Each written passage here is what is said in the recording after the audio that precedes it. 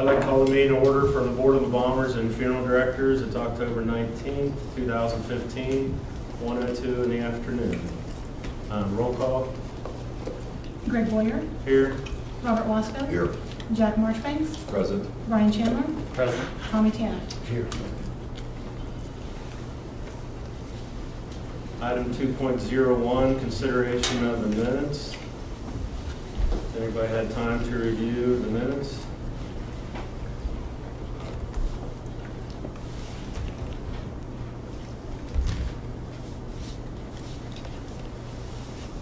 Any changes to the minutes? Mr. Chairman, I make a motion to approve.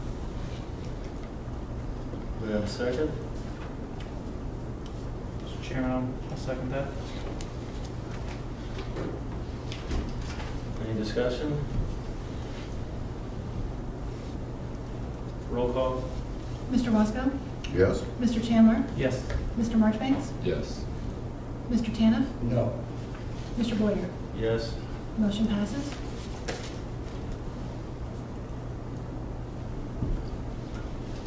Item 3.01, we have persons before the board. We have a Bob Grennison, is that correct? Yes. If you'd like to step up before us and tell us why you're here today, And you can have a seat right there. sorry for the awkward positioning of the seat, but it's just so that camera can catch you and No problem. pick up your recording as well. The reason I am here, I am a field director in Ohio for 25 years. And over the years, we've had a lot of issues of Pennsylvania, West Virginia funeral homes coming into Ohio, picking up a deceased body, taking it back across the state line, and not having a permit. Now, I realize this is not an issue that falls before the Board of Embalmers. It's more of a health department issue. But they are calling back on the Ohio firms to aid them in getting the permit by having them file for the paperwork and get the permit for them and fax it or mail it over to them. I am trying to figure out a way to prevent this. I'm also a sub-registrar. In our position, they pay us the large amount of money of 50 cents to issue the permits at night, weekends, and holidays for when the health department is not open for them to get a permit. That's why they have us there. I have been doing it almost ever since I've been licensed. They don't usually do that. They take it across the line. And there's been cases where we've had bodies taken out. Maybe a day or two later, they take the death certificate to the doctor. The doctor will indicate that the person fell, had an injury. It would then become a coroner's case. Well, the coroner cannot go back and get that body.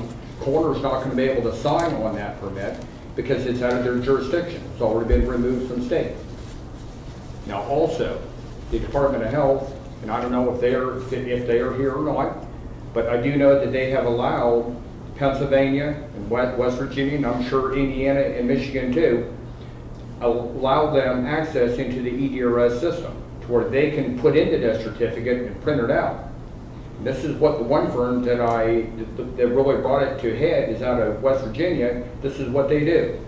And I had a body at my place I was hanging on to for them to come get, and I told him, if you get me the paperwork, I'll get you the permit. He said, forget it. He said, I don't care if you're a sub-registrar or not, that has no bearing. The only difference between me and you is the Ohio River. I will come and get the body, I'll file the permit, and I'll do as I blankety blank please. And that was it.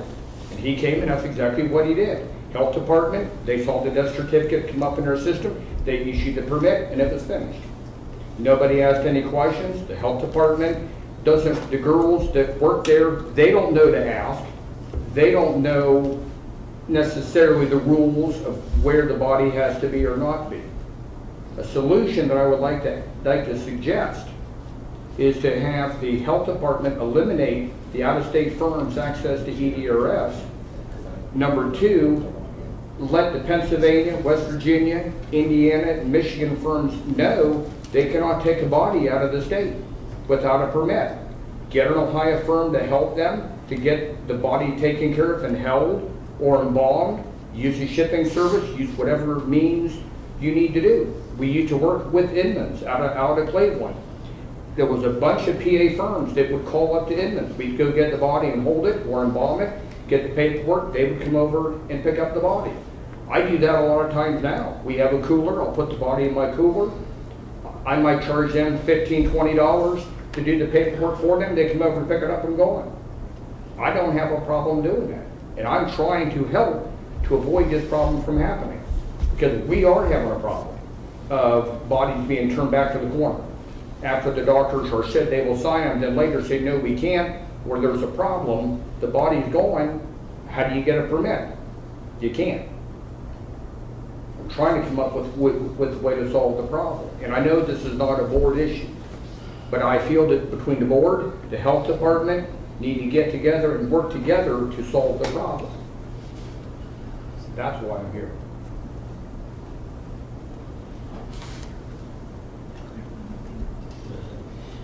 Just for the record, there is a representative here from the Department of Health. I don't want to put her on the spot unless she has something specifically to say, but she is here and has heard all that you have to offer.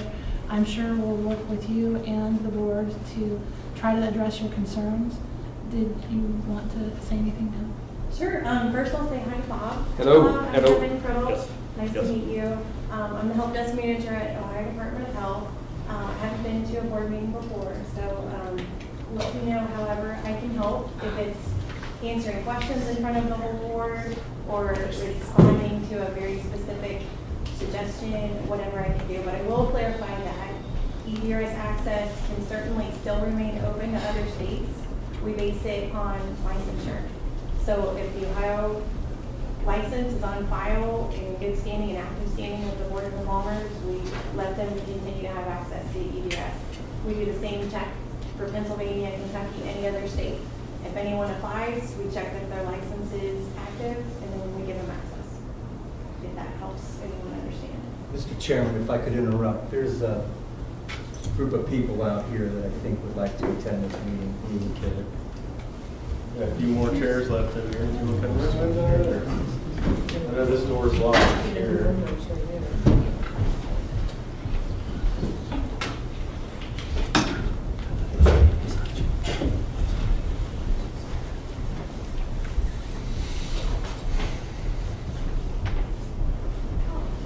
Are there more folks?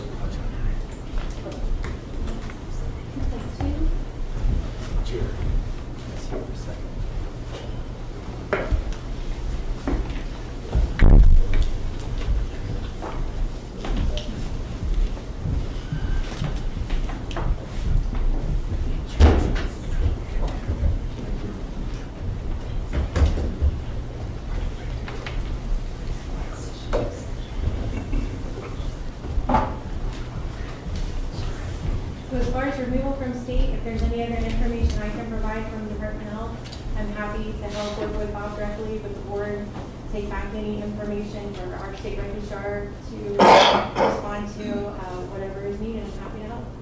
Thank you. And then most time our firm, we always contact the funeral home in West Virginia, or we contact the funeral home in Kentucky just so they can help us out with the paperwork. And then normally funeral homes call us, and then we help out with everything too. So it usually works out better if you do go through a firm that's licensed in the state. But there's a lot of them up our way, they're not doing that, they're calling delivery service to go get it, take it across the state line, or if they go get it, then call delivery service within 24 hours, they say, and get the paperwork done. And that can present to be some problems. Right. So, the law is the law, it is a state board question. We all have to answer that question on the board. Are we permitted to take a body across the state line without a permit? That's no.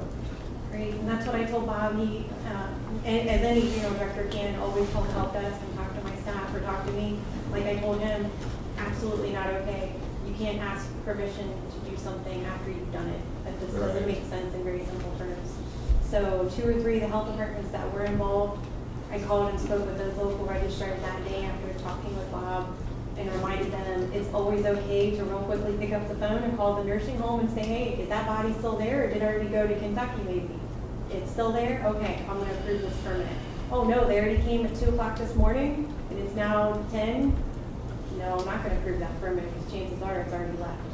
So I did do that after speaking with Bob, and again, happy to help in any other way I can. Now, when filling out that death certificate for the permit, some people do removal from state, and some funeral homes, they actually put the name of the cemetery and try to get a permit for that cemetery and get the information about the cemetery. What's the difference between that and removal from state? So our state registrar has clarified that first disposition that happens is final disposition for Ohio. So if you remove from state and then bury, remove from state, cremate, whatever, removal from state is first disposition, so that's our final disposition. We're working to, before this even came up, change our permit so that it actually has check boxes and you can check all that applies. So if you remove from state and cremate, if you like. So we that's should be coming. using removal from state then, Removal on all from death state, certificates yep. going out of state? State registrar. Even yep. if you know the name of the cemetery and know when the date of disposition is going to take place? Yep. Okay. Anyone else have any comments or any questions? I have some technical difficulty.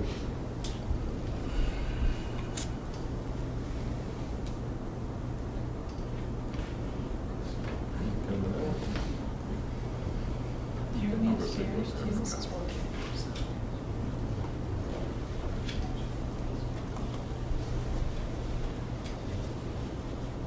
I'll still paper copy then. So that's good. Any more questions or concerns? That's all I have to say.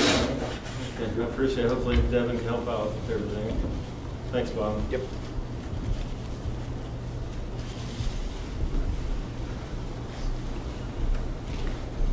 And we have another person before the board, 3.02, Joseph Bailiff, for initial registration of apprenticeship. If you come up here and explain a little bit about yourself and what you're Yes. here today for.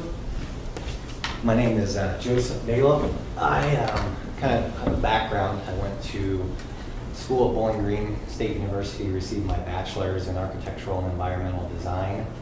From there, I worked for the same firm for about 10 years. And then after getting married in May of 2014, my wife had twins before we got married. But one of the boys, who are now 4, has mild CP. So I made the decision to kind of get away from my full-time job that I had at an architecture firm to stay at home, help with the kids a little bit, give him some of the attention that he needs. And with my wife being in the funeral home business as well as her father, I spoke with her father, and he felt strongly with the amount of family involved in their funeral home business that it would be best for me to maybe look into the field. She's the only female in the family, so I've taken an interest in the funeral home business, learned a lot in the short period of time that I've been exposed to it. So it's kind of a balance of both. Kind of a personal interest. I'm one that likes to try new things, and then when I get into them, learn as much as I can about it. That reflects in the architectural field a lot. You got to stay on top of current materials, current methods, things like that. So it's a challenge, kind of like architecture. I know that the two fields are kind of far apart, kind of what the end goal is, but that's kind of the background of where I came from. And then in terms of like the issue, like how do you want me to address that?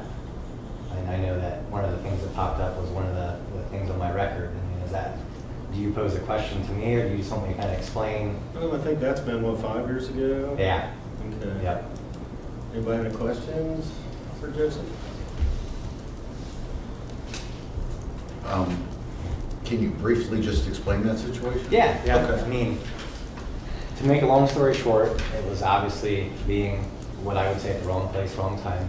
I was at a bar with a group of friends, and there were another couple that were beside us, and we witnessed this guy basically throw his wife down on the ground, and not the right thing to do, but when you're in that moment as a guy, you kind of perk up and say, you know, somebody needs to do something about this. And one thing led to another. He and the husband that threw her down got pretty banged up between my buddies and I, and when it all rolled out in the court, they played the card that they were victims, the whole family. She kind of turned the page and said that he didn't do anything, so on and so forth. And it was, more than anything, it taught me a life lesson. Growing up, obviously going through high school and college, sometimes you reflect and you say, you know, sometimes you get away with things that you did in your childhood that you probably should have gotten in trouble for, but sometimes you learn in life for the things you least expect to get in trouble for. So obviously it was a huge eye-opener for me. It caused probably 2 years of in and out of the courtroom, going through the trial for that. It was expensive and a big headache. And then to shed some light on it, even after the criminal case, he is the victim, supposedly, tried to pursue civil charges for money. And immediately when my attorney and I filed a countersuit, he dropped it. We signed a paper that basically said if we wouldn't ever bring any further charges, he would. And I know, to me, that means a lot. That says a lot. There was obviously more going on than what they tried to portray at the beginning. So that's basically the situation. Any more questions? What's the name of the firm that you're associated with? Cauldron Crates Funeral Home.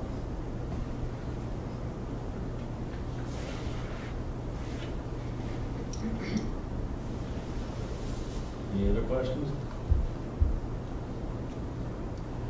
So the motion would be, would require affirmative vote on allowing him to sit for, or apply for apprenticeship? Mhm. Okay. I make that motion. Do we have a second? Second. We have a second. Any discussion? Roll call? Robert Wesco? Yes. Tommy Tanner? Yes. Greg Boyer? Yes. Brian Chandler? Yes. And Jack Marchbanks? Yes. Motion passes. Thank you. I appreciate your time. Thank you.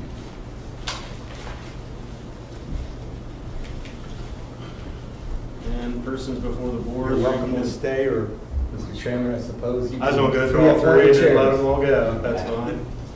Or if you'd like to leave now, you're more than welcome. You don't have to stay, so. And we have Ronald Garr, person before the board, application for initial registration of apprenticeship. If you'd like to step forward, give us a little information about yourself. I don't believe Mr. Carr is here. Mr. Garr's not present. Okay. All right, we're going to move 3.04, persons before the board. Kara Hanneman. If you can step up before us and tell us a little bit about yourself and what Sure. you're here today for. Okay. My name's Kara Hanneman. A little bit about me. I studied philosophy, Chinese, and Arabic. So I've been doing that for quite a while. And now I'm kind of back home and I want to get in family business. And where's your family business at? In Bowling Green, Ohio. Bowling Green, okay. Then the funeral service business? Yes, Okay. since 1912. Okay. Anybody have any questions for Kara?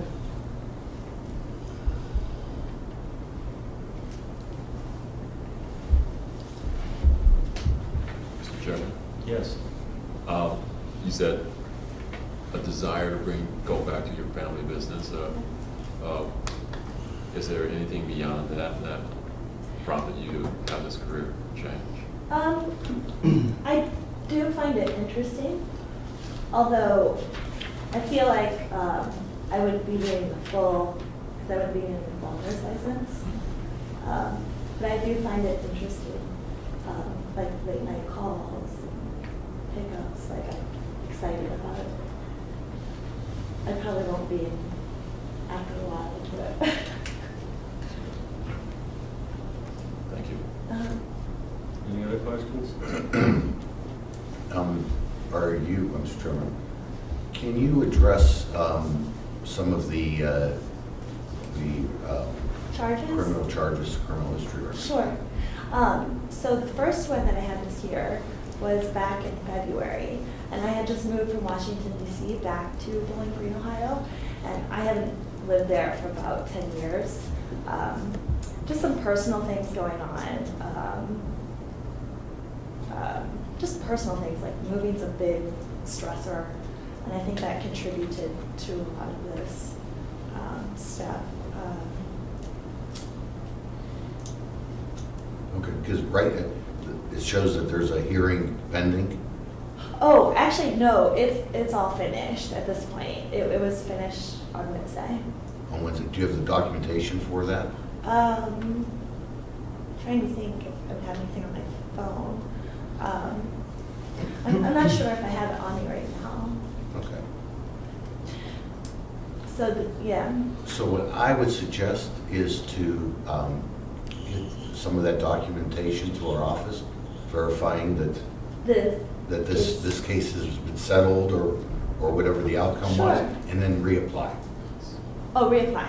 Yeah. Okay. That would probably be the best thing, because this way, this part of your application can already be looked at and approved, and that would probably make more sense to do that. Okay. I would recommend that it not be phrased as a reapplication because you haven't taken any kind of step. Right now, on her first application, it would just be supplemental information on this application. Okay, fine. So what that means is just provide our office with those type of documents. Documentation, Yeah. sure. Should I like fax? Sure. Or? Okay. Fax or email. Okay. Mr. Chairman, one question. Yes. Can you just briefly tell us a little bit about the possession of drugs? Oh, that was quite some time ago. It's in November 2012. Yeah. There was a minuscule amount. Okay. And that's what they called it.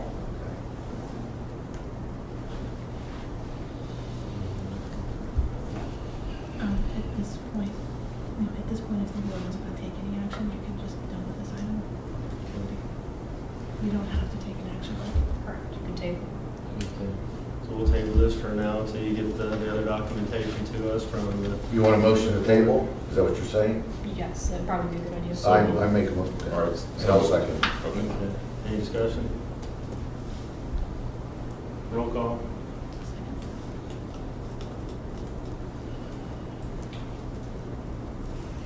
I had Mr. Marchbanks with Mr. Wasco, a second. Yes.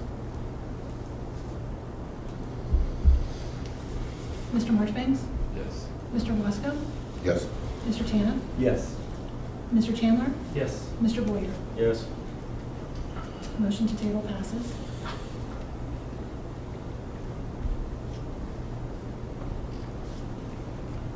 Thank you for coming in today. If you'd like to leave. Oh, you're I'm sorry. welcome. No, I- you're fine. No, you're okay, Kara. Um, Joseph, if you want to go, you can. I get actually out just there. have one more question. Okay. Do I need to come back again, or like for a meeting, or? Okay, well, we just need to get all the documentation First. in and your application is in, and is there anything else you need to do, Christine? It would be the board's decision. I mean, you'll have to discuss your decision again, but it would be up to you whether you want to have her come back. But I'm assuming whether she comes back or not, if it's on the agenda, then that could entertain a motion from one of us to approve. Okay. Am I correct? I just know there's 5 years of some things on here too, and I know after 5 years, when 5 years go by and you don't have anything on your record, that can help out. But it's quite a tabled, bit. so someone can bring it bring it back from the table. No, I understand it has to come back to the table, but the question is, does she have to come back from Bowling Green? Yes. I'm not sure we know that yet until we would see the documents. If they're self-explanatory, then maybe not. Okay.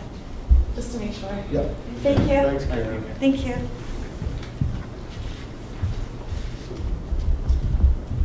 And we have item 3.05, persons before the board, and Queen D. Watkins, application for initial registration of apprenticeship. You can come before the board and tell us a little bit about yourself and why you're here today. Hello, everyone. Excuse me, can I get it?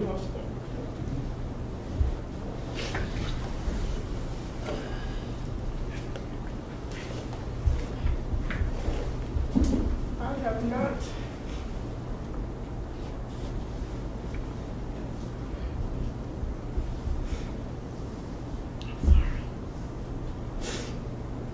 I haven't had to talk about this in over 14 years.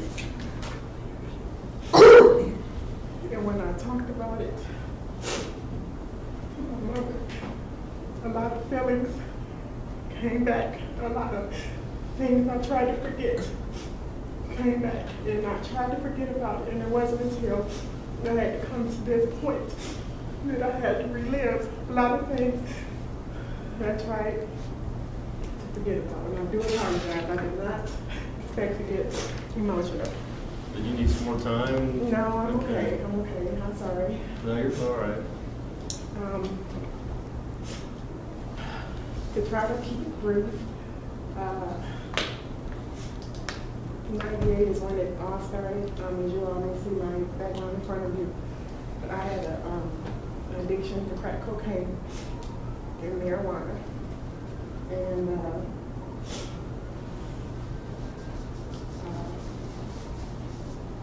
pretty much that's where it started. And it wasn't until 2000 when I got pregnant with my daughter is when I decided I would never let her see the things I went through. I would never let her see that part of me. And I wanted nothing to do with who I used to be. So I began to, in 99, I obtained my cosmetology license. I took a cosmetology in high school, got my license. And then when my daughter was a few months, I went to Remington College, medical assistant, while still trying to figure out who I wanted to be. After obtaining a diploma in medical assistant, I was doing hair. And in 2006, I started doing hair and makeup on the deceased. And then my dad mentioned, he said, I think you'll be really good working and going all the way with the business. And I said, oh, I hear so many stories, they set up, they pass gas, I don't know if I really want to do that. But then I met a young lady at the gym who was a secretary at a funeral home in Cleveland. That's where I'm from. And she mentioned it to me, so I was like, oh, maybe that's confirmation from God, that maybe I should do this. So I told her I wanted to try it. So she finally called me one day. She said, you want to do a body? And I was like, my heart was beating fast, but it was like, either, go or stay. So I tried it. And when I tried it, I fell in love with it. I was so at peace, didn't hear any, negativity, no drama, no anything. So I said, this is it. This is what I'm going to do. So then I started going to school. I called CCMS in Cincinnati, and the lady there said, well, you have to give an associate's degree first. So I went to Indiana Western, got my associate's degree, and then when I came down there, she said, well, they mentioned the felony thing. So I just said, darn, Lord, this is what I really want to do. I figured out this is what I really want to do, and I said, do I just, because of what she said, do I not do it? And so we said, just go ahead. So I went down, I was at the time going through we weren't going through a divorce at the time. I had gotten married in 2012, and then we started to have problems, and I said, look, I know what my future is, I know what I want to do, and I said, either you're going to go to counseling, or I'm going to take the kids and I'm going to go to Cincinnati, because this is, regardless of me, if you don't work out, I have to do something for my kids. So I went to Cincinnati, moved, and I'll be sober over 15 years. And I'm proud of myself regardless. I'm proud of myself. And I have 2 honor students. My daughter goes to the top high school in Ohio, Walnut Hills. She came from Cleveland, and we don't have that opportunity. She came down here and got in the top school. Very proud of her. And my son is also an honor student. My daughter's 14 and my son is 8. So regardless, I think I'm showing my kids, finish what you start. Your past is not who you are today. And I'm going to continue to be my best. Mr. Chairman, may I ask a question? Yes, you can. Regarding the theft charge, can you tell us a little bit about that? Yes. Again, I was doing some things to support my habit. The guy I was with that kind of got me introduced to it at 17 told me you don't have to work or anything like that. When he went to jail, I continued to use drugs, and I started stripping. That's where the payment charge came in. I started stripping. And then my dad was like, please, stop this, and this. But then I got introduced to a guy while I was stripping that was telling me about some bank thing where you put blank checks in an account and you withdraw. I don't even remember the ins and outs of it. About how much were we talking about on the theft charge? Maybe 3,000. Was restitution made? Yes, I had to make an agreement to pay. And did you pay that back in full? I did not pay it back in full. I served, No, I mean, the payment, did you make restitution? Did you pay back the money that was stolen? no. Why? Not all of it. How much of it?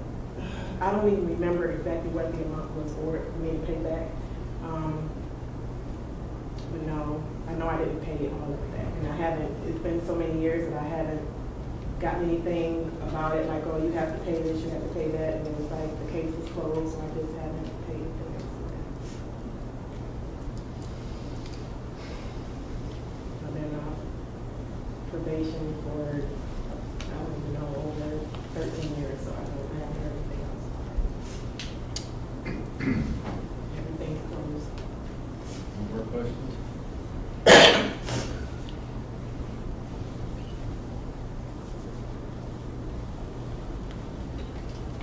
I guess I have one.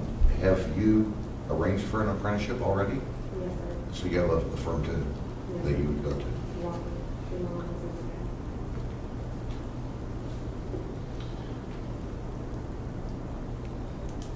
Based on the, Mr. Chairman, based on comments that she's provided and a little bit about the charges, I would feel comfortable that enough time has passed, and I'd make a motion to approve, motion to allow her to start apprenticeship. Do we have a second?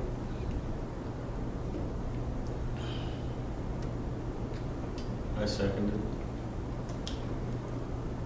One more comment. I'd like to see you make restitution.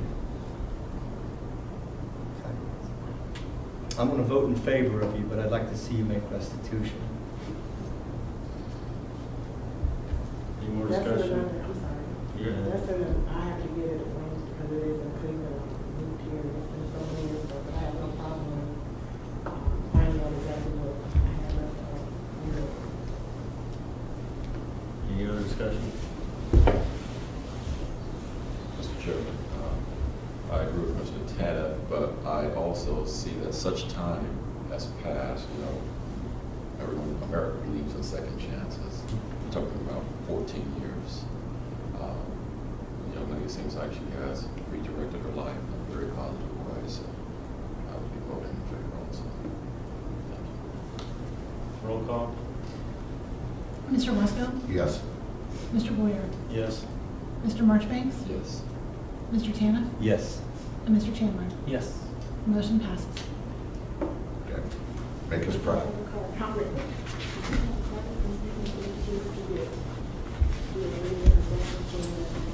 You can just send it to the board office, send it to Miss Linda. And we'll- Congratulations.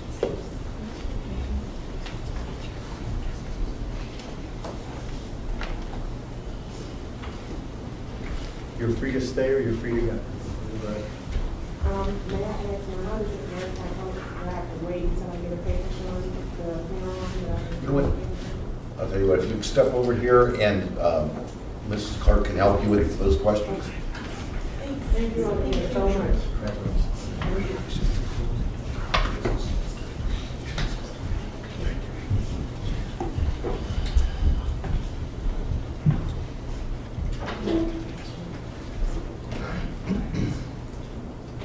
And we're on 4.01, facility licenses recommended for approval.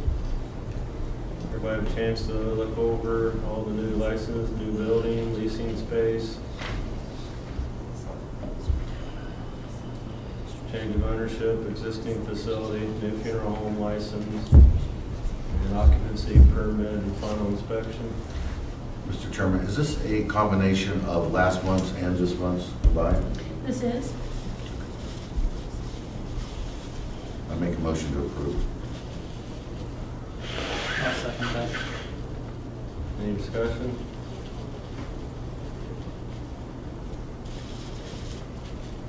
Roll call? Mr. Chandler? Yes. Mr. Wasco? Yes. Mr. Marchbanks? Yes. Mr. Tanner? Yes. Mr. Boyer? Yes. Motion passes. 4.02, individuals recommended for licensure. We have some applying for dual licenses and some for funeral director licenses.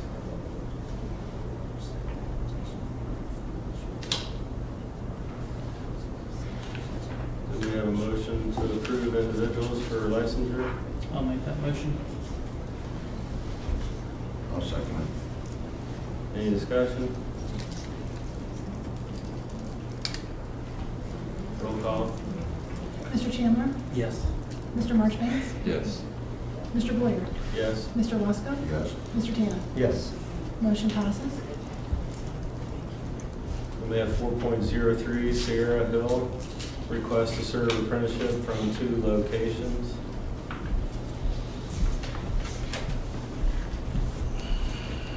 Her father just recently passed away.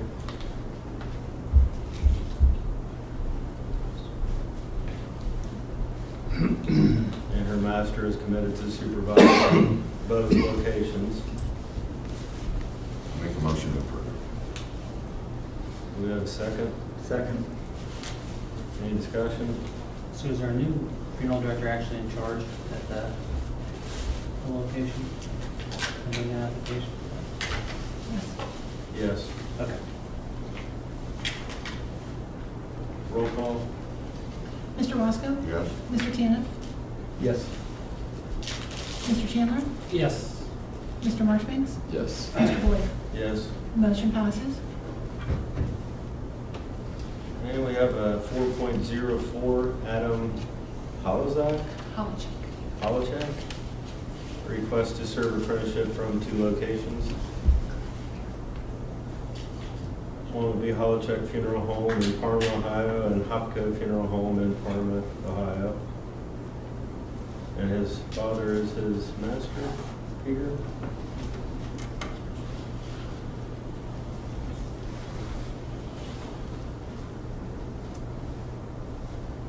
I make a motion to approve. Do we have a second? Second. Any discussion?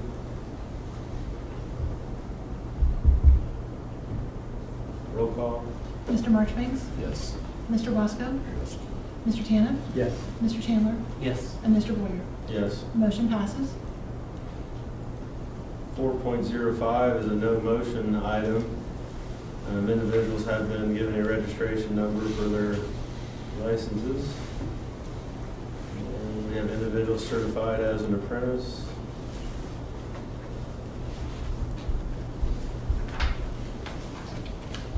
Anybody have any questions?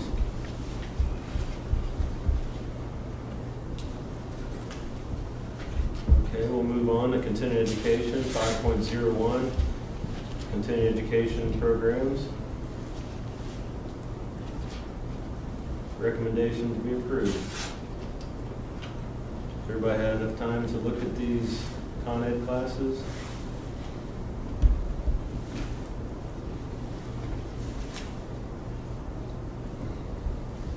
Any questions concerning any of the classes being offered?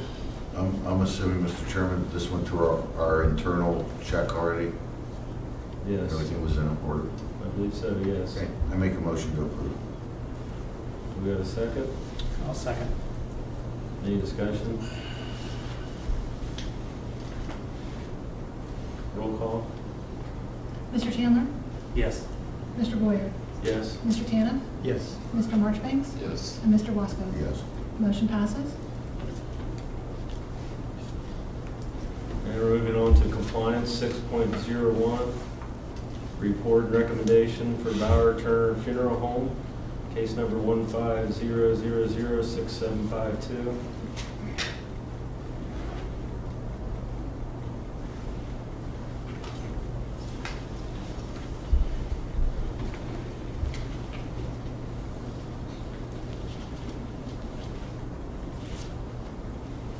So we'll need a motion, what, for findings of facts? Okay, all 3 finding of facts. Conclusion of law. Typically, we have clients do those as separate motions, just have a vote on each thing, on the findings of fact, on the conclusions of law, and then adopting the recommendation. You can adopt, modify, or reject.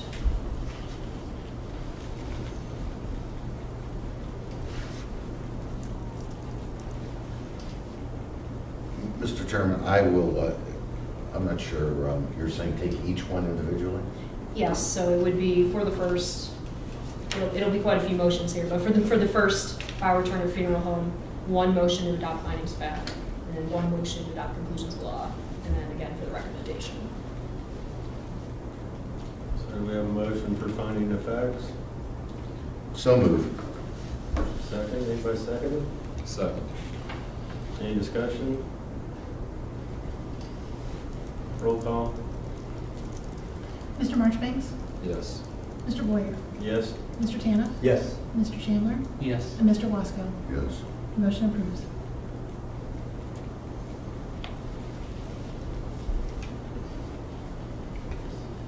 So now we need a motion for conclusions of law. So move.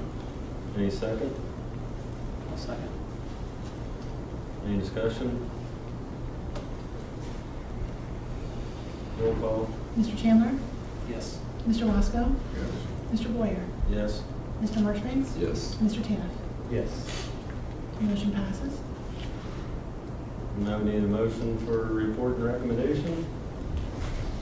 So move. Second.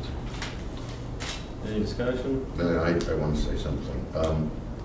Looking at this $500 forfeiture, this process makes no sense to me at all. It cost us more than $500 to do this hearing.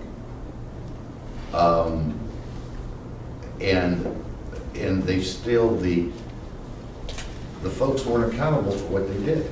They were blatantly late in filing these reports.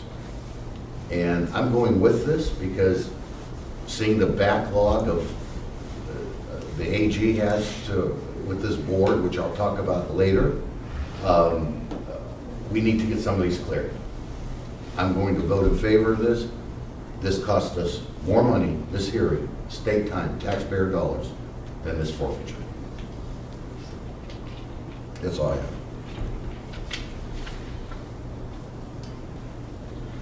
And compliance 6.02. I need to take that. Oh, roll call, sorry. Roll call. Mr. Marchbanks? Yes. Mr. Chandler? Yes. Mr. Tanuff? Yes. Mr. Boyer? Yes. And Mr. Wasco? Yes. 6.02, report and recommendation, Orange Funeral Home, 150006781.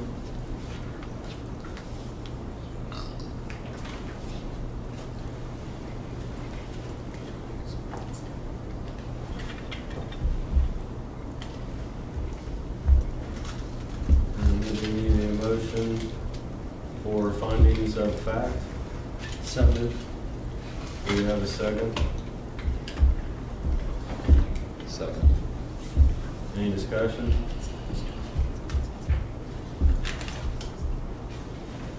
Roll call.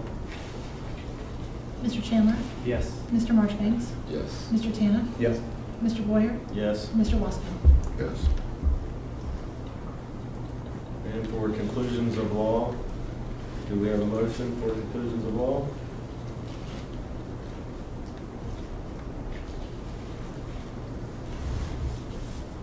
I'll make that motion. Do we have a second? Second. Any discussion?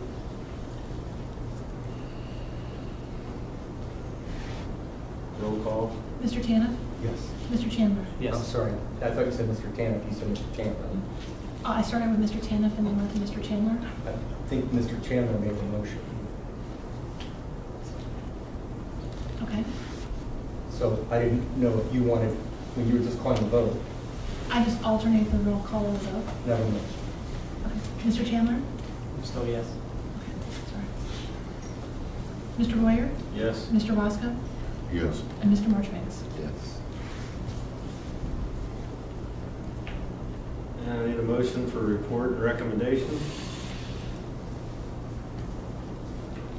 So moved. Do we have a second?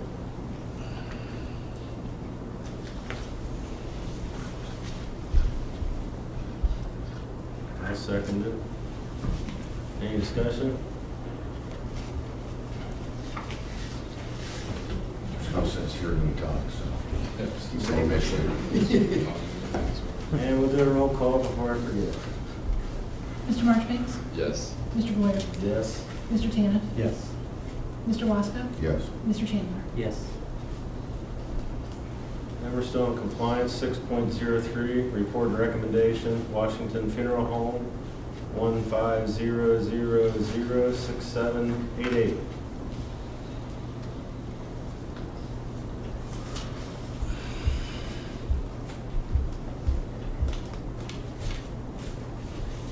And I'm going to need a motion for findings of fact.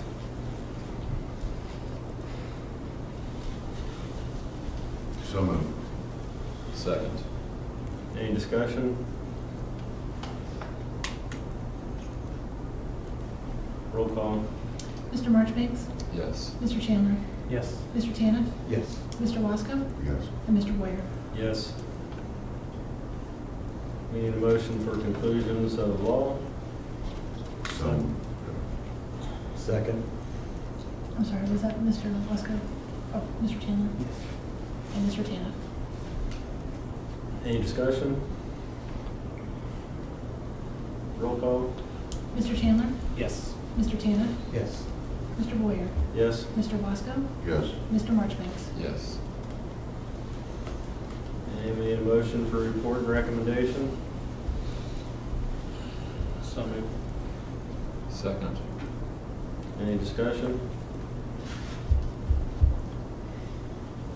Roll call. Mr. Marchbanks? Yes. Mr. Chandler? Yes. Mr. Boyer? Yes. Mr. Tannen? Yes. Mr. Wasco? Yes. All three motions pass. And 6.04, recommendation to charge case 16000027.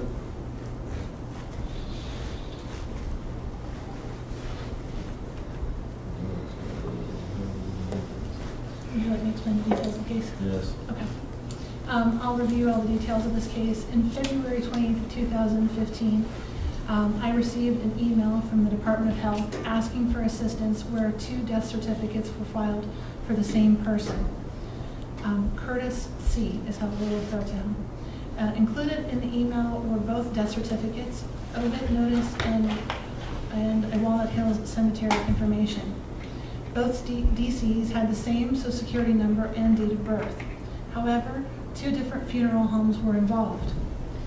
One DC was handled by Funeral Home A, as it will refer to them as, with burial by means of disposition, and filed March 30th, 2015.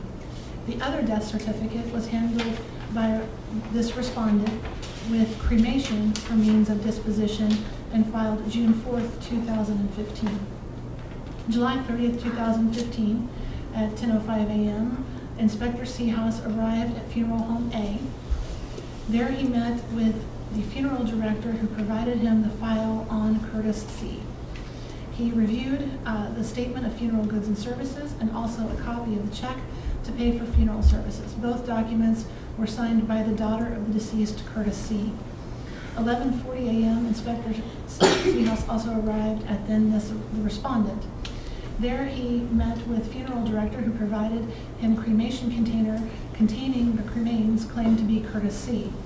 He requested a copy of the label stating that these are the cremains of Curtis C.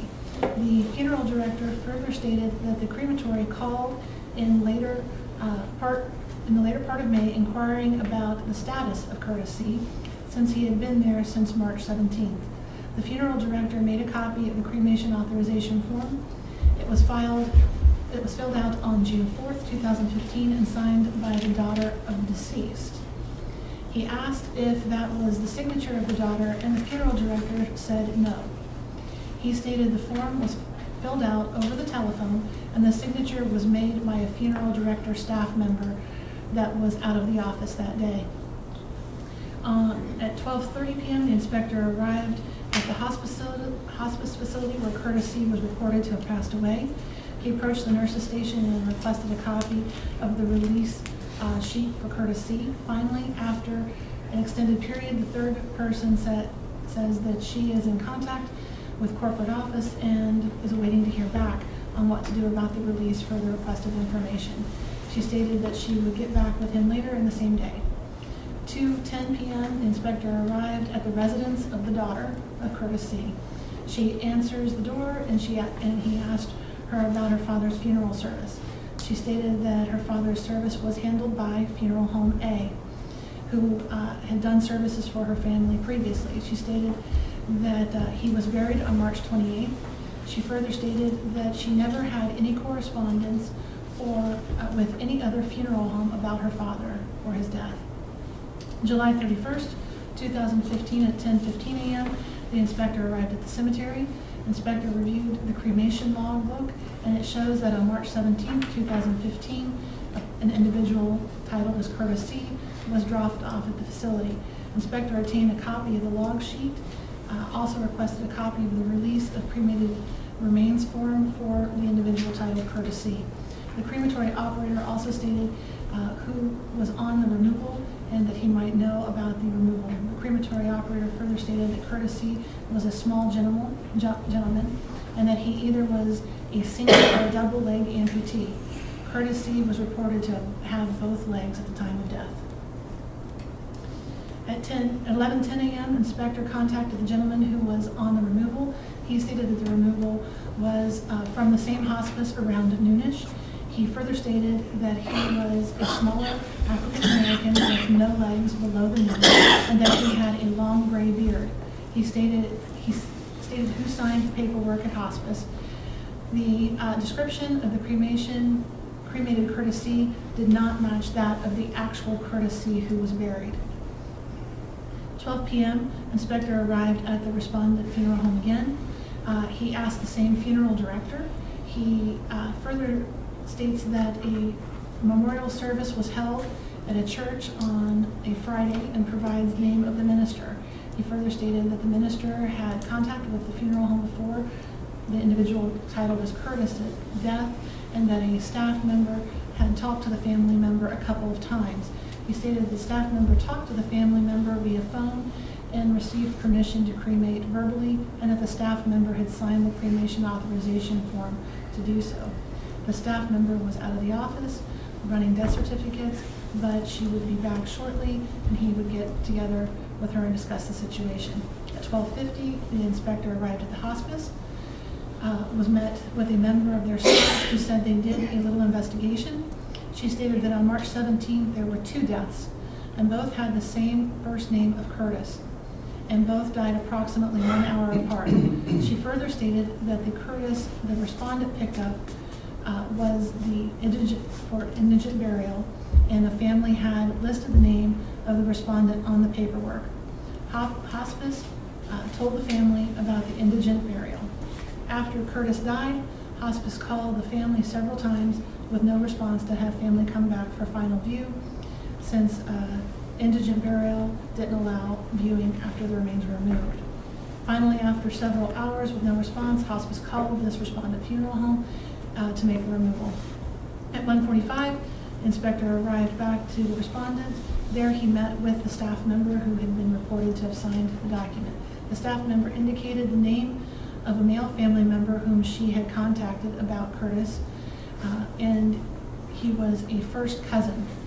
They did talk about cremation. Since respondent had Curtis's remains in their possession, indigent burial couldn't take place, since that is how the city program works. He said that he would come up with the money to pay for cremation. The respondent called the hospital in the presence of the inspector and was informed that the Curtis they had picked up on March 17th was Curtis W. Again, the inspector asked if cremation authorization form was filled out over the phone, and the funeral director staff member said yes, and acknowledged signing it with the name of what she believed to be the daughter of the deceased. On August 14th, 2015, the inspector obtained a written statement from the daughter of Curtis C. She states she nor her family had ever had any contact with any funeral home except for Funeral Home A, who buried her father. With all that, we've made a recommendation to the board to charge to the 2 funeral directors and the funeral home with the following violation. 4717.14A, the Board of Embalmers and Funeral Directors may refuse to grant or renew or may suspend or revoke any license issued under this chapter, or may require the holder of a license to take corrective action courses for any of the following, specifically for the applicant or licensee has committed immoral or unprofessional conduct. And also associated to Administrative Code 4717-A-01, unprofessional conduct. E is a violation of state or federal law involving dishonesty, falsification, misrepresentation, deceit, or deception.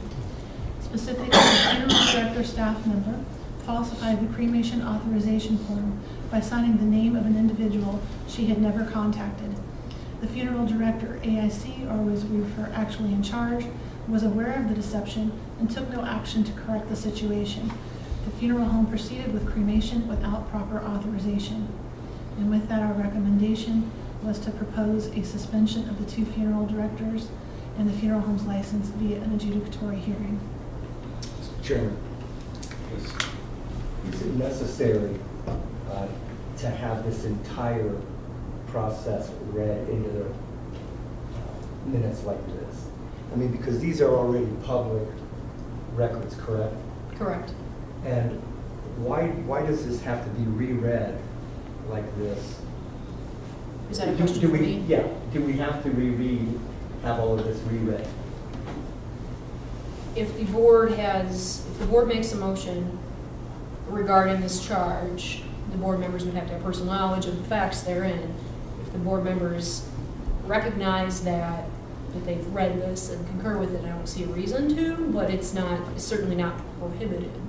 So it would be up to the board how much they want to discuss and how much wants to be read into the record. I don't know, and I'm, again, Chairman of the Ohio State Board of Cosmetology, Mr. Chairman, and I don't know that we have our executive director read through the entire cases where we have charges like this. Well, today we kind of have a bigger audience today, so it's kind of good that everybody here can see what we're discussing, what we're talking about, and that way we show transparency to the people here. I know most of us have seen this, but the rest of these people have not seen it. Okay. I'm not sure what's behind me, so Can I make one clarification? go ahead. The content that you're reading is an administrative content only, so the public is actually not able to view any of these details before you deliberate. So in the past, you've had me go through the details so that the public understands what you're deliberating on. And the public wouldn't be entitled to have access to this? Not prior to you actually deliberating, no. Because if you so chose to close the case, the final verdict would be closing, so we keep the content up front and administrative content first. As to what parts of content are public record or not, I'm not going to give any opinion right now. If you want me to look into that, I can. I'm not comfortable answering any more questions about that right now. Okay. As to what contained on board docs and what is not, and what's public record and what is not. But as of now, this is a public record. This is public sunshine laws. Without, Maybe at the beauty board, you should probably do that. I'll take it under consideration, All right. and I'll discuss it with our AG. Okay, very good. Okay, we have a recommendation to charge the case. Any motion? To propose suspension of the 2 funeral directors and funeral home license via an adjudicatory, how do you say that, adjudicatory hearing? So moved. Sorry. We have a second?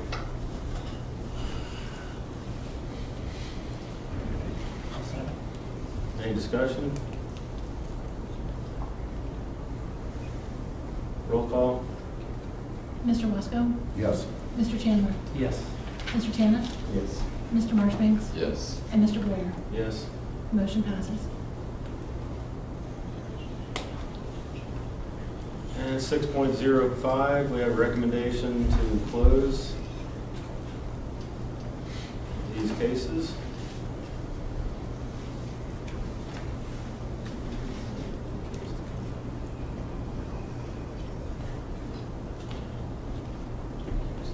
That's the closed case 1500063, 1500072, 1600025, 1600026, 1600028, 1600030. And then we have 1600031, 1600032, 1600033. And then we can add on 1600034, 1600040. That's all the cases. We have a recommendation to close these cases. Do we have a motion to close?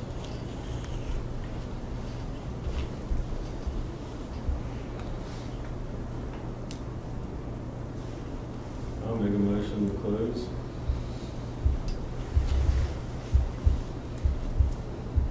Do we have a second? I'll second.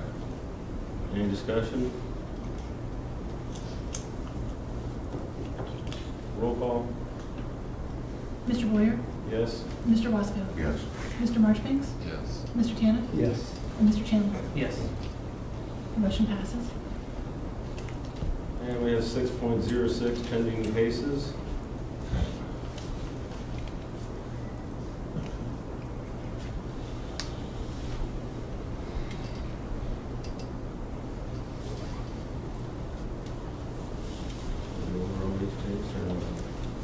Just to make one comment that all of the items that talk about misappropriation of pre-need with funeral home suspended are the same licensee. This is a funeral director that is already summarily suspended and is facing criminal prosecution in their hometown. And these are additional pieces of information that we are working with law enforcement on.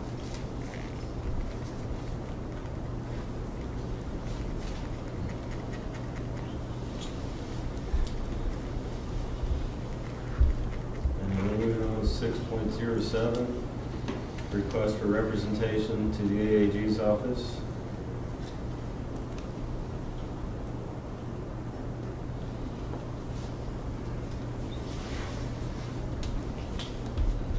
Mr. Chairman, Yes. I would like to just go on record to state that since July, when this board received a memo saying that we should look at how we settle cases, and we now have a backlog of 21 cases that needs to be settled that haven't been addressed yet. And one of the reasons that we were permitted by resolution to ask our executive director to settle cases is because of this type of workflow that was going to the AG's office. So as a result, the wheel has now stopped. And so I think we should be very concerned about what's going on. So right now, counting this, there are 21 backlog cases since July.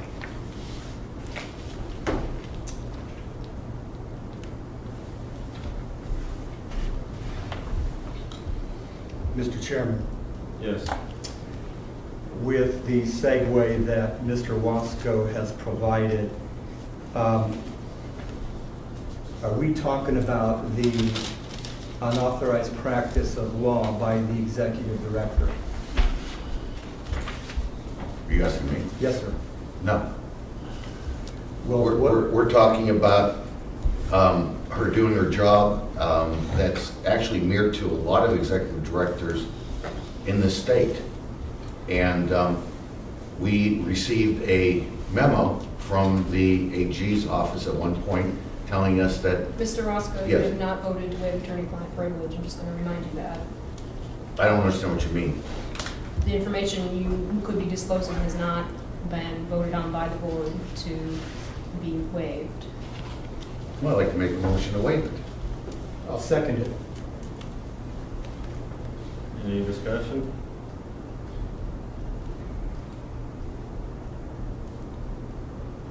Advice from the AG. The motion is on this particular memo that we received? You made the motion. Okay.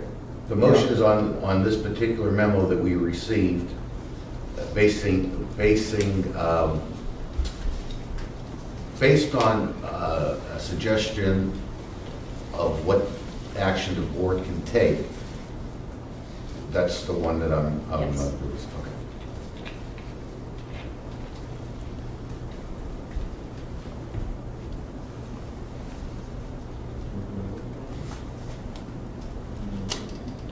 Yeah.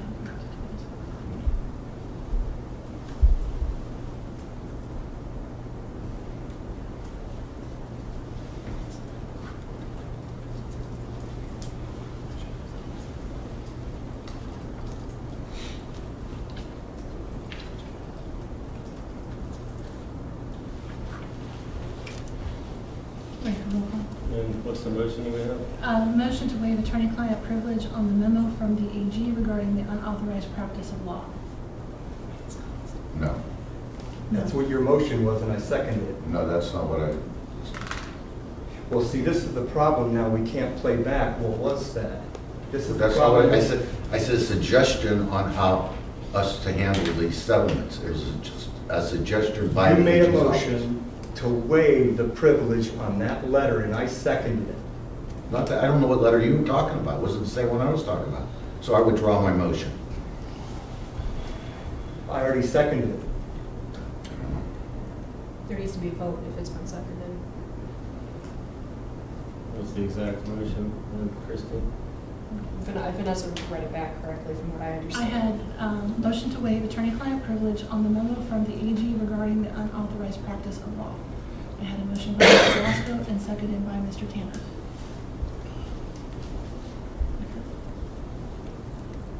Roll call. So may I ask, what, Yeah, before the discussion. roll call, so if you want to withdraw your motion, Mr. Wasco. I'm not going to withdraw it. We'll just Pardon? vote. We're just going to vote. Okay, I just want to know what we're hiding if, I'm not hiding anything. okay, well then let's vote on it. Roll call. Mr. Wasco? No. Mr. Tanner? Yes.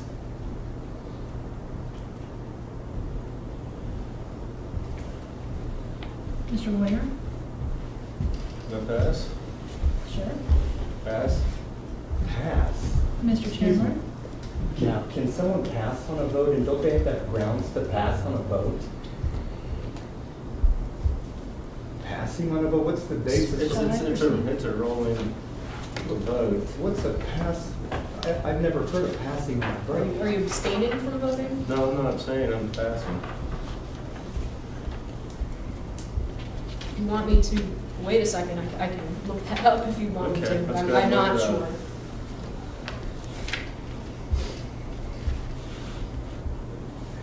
You're the chairman and you're passing on a vote.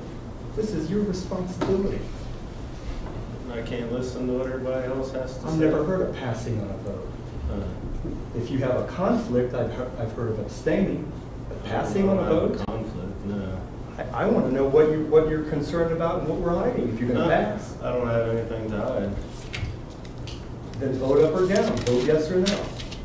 So I passed, and she's researching your question.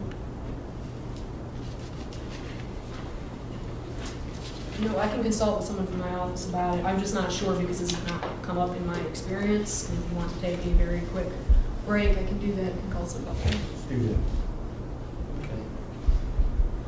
So short Take recess, a is that? recess. We need a motion for that? No.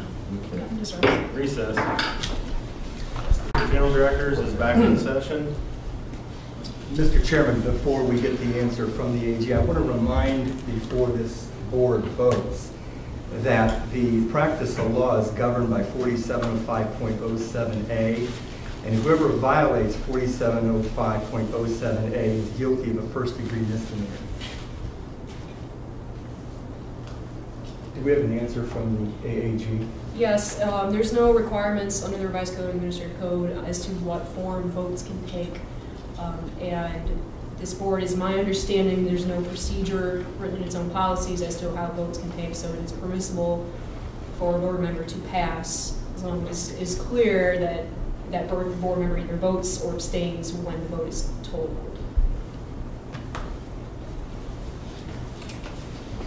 So now, where were we? I So would have been Bob calling, said no. Tana said yes. and then I would be calling Mr. Marchbanks. Yes. Could I ask Mr. Boyer to explain his past? Because we want transparency, right? We want the general public to understand everyone else is voting yes or no. Can we have an answer of why you passed? Okay, let me give a reason here. This is a 7-person board. As you all know, we only have 5 board members on this 7-person board. So if we do not have 4 individuals say yes, nothing will ever pass, because we only have 5 board members. So the majority of vote of a 7 board is 4 people. So today we have 5 individuals here. So one person say, I mean, you have to have 4 people say yes.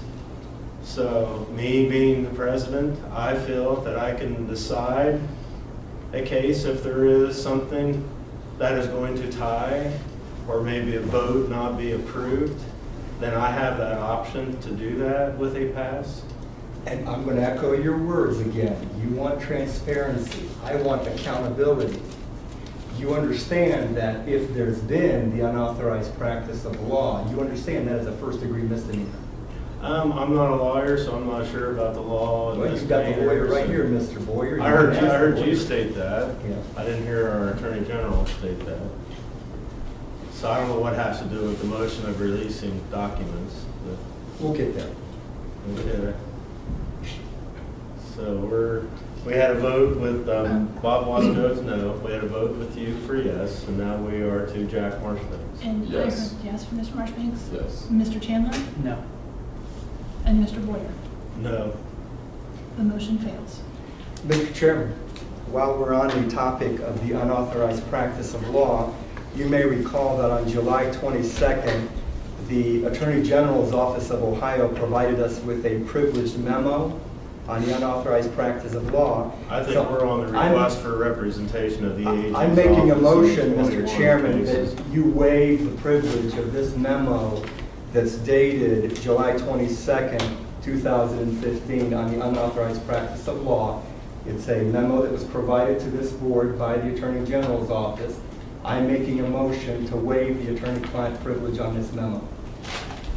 So there's a motion on the floor, You have a second? and we have a second. Any discussion? Can I, 1 second? Can you give me the specific date you said, some memo I read correct? It's a memo, it's an email and memo dated July 22nd, 2015 to this entire board. And the subject matter, it says confidential attorney-client privilege communication. And I have made a motion to waive that attorney-client privilege on that memo specifically. Okay. Did you waive some of the documents between your correspondence between yourself and Summer Moses? Pardon? Can you waive the documents and the correspondence between you and emails between yourself and our Assistant Attorney General, Summer Moses? I'd have to ask the AG for an answer to that. I don't know that it's up to me to waive it. If it's advice sought on behalf of the board, then the privilege belongs to the board. Because I believe some of the conversations created that memo, and I'm not privy to the conversations that you had, nor does this board have privileged information to the conversations that you had with Summer Moses. Because I know what happens in the meeting, and I don't know what happens before the meeting, after the meeting, or even conversations. I'm not aware of those statements or emails. Mr. Chairman, why are you being so evasive? I'm not being evasive. I It's a feel that I simple need to see motion. more This is information. one memo right here, one little memo here. Right, That but I- it was all created during a conversation. It was and created emails. for the entire board, Mr. Chairman. Why not have transparency? This is in our discussion part. I was allowed to ask if I could have those conversations and those emails between you and Summer Moses and the conversations that took place that created that piece of document there. You have to ask the Attorney General's office for that. Okay. Okay. I know we waived all of our documents to all of our conversations. Yeah. Okay. And we have a roll call. I'm sorry, I don't have a second. You seconded. Okay.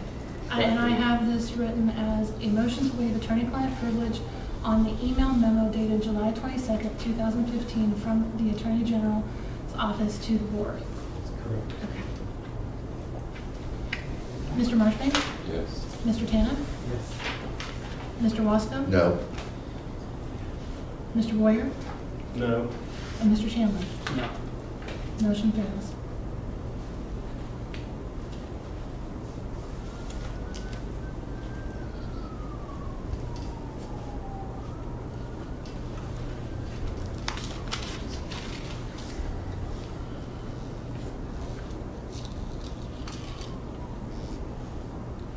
And we're on board operations 7.01, conducting board business.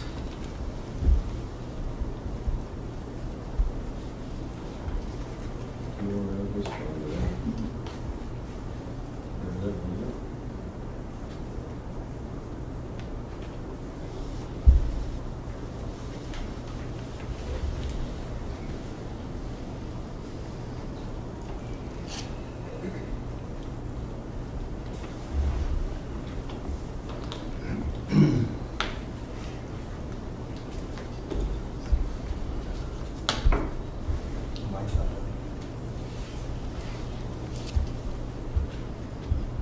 Let's take a while for it to load.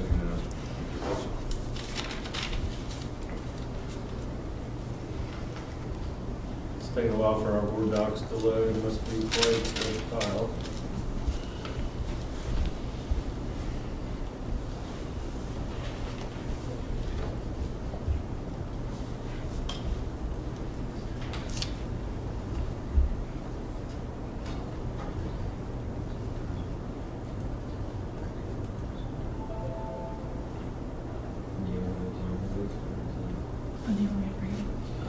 One for loading this here, mouse and then.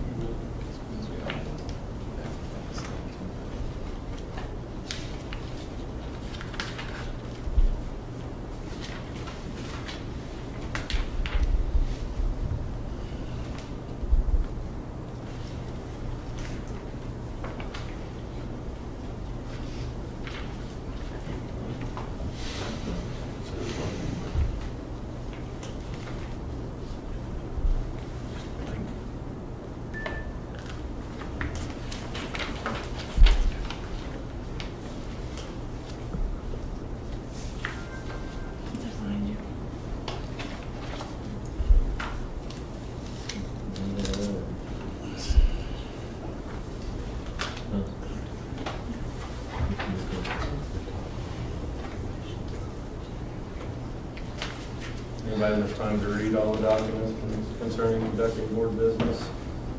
My documents won't load.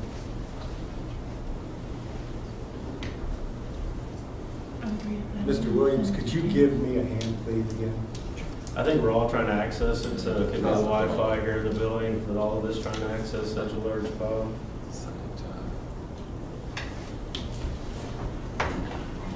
We could have Vanessa read all of it if you'd like. No, I'd rather be able to see it. It is behind us as well. If you'd like to read what is behind us and tell me when you're ready for me to move forward. I had mine loaded from earlier if you want. Someone wants to. This will work if we can see it up here.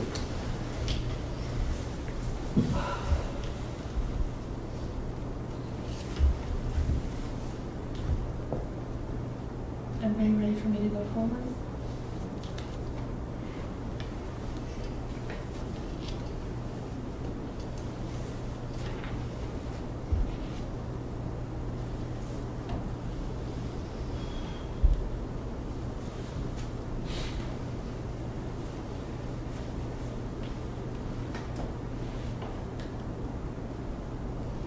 You ready? Ready from forward?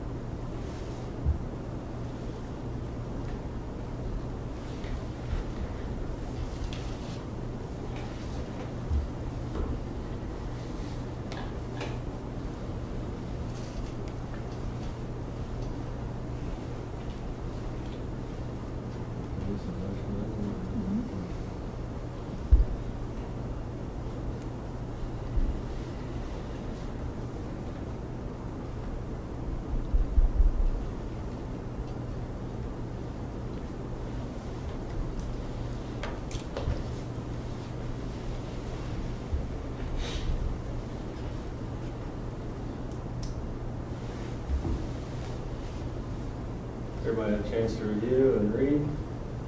Document.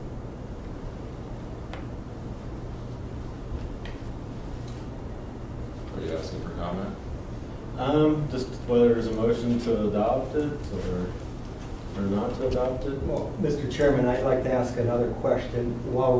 This is a little confusing to me, and I haven't really had an opportunity to digest this and do my own legal research, and perhaps even consult with our AAG's office on this issue or topic. But if the idea here is to restrict a board member or this board member's fiduciary obligations to this board and the fiduciary obligations to the general public, I don't know that this is productive. And while we're talking about this, I need to know what currently this board's policy is on the preservation and retention of records. Vanessa can answer that. There's a record retention schedule that's developed by the Department of Administrative Services.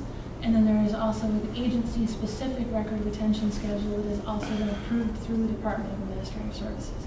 So it depends upon the specific document as to what that schedule is and what happens to it after. Let's talk about emails.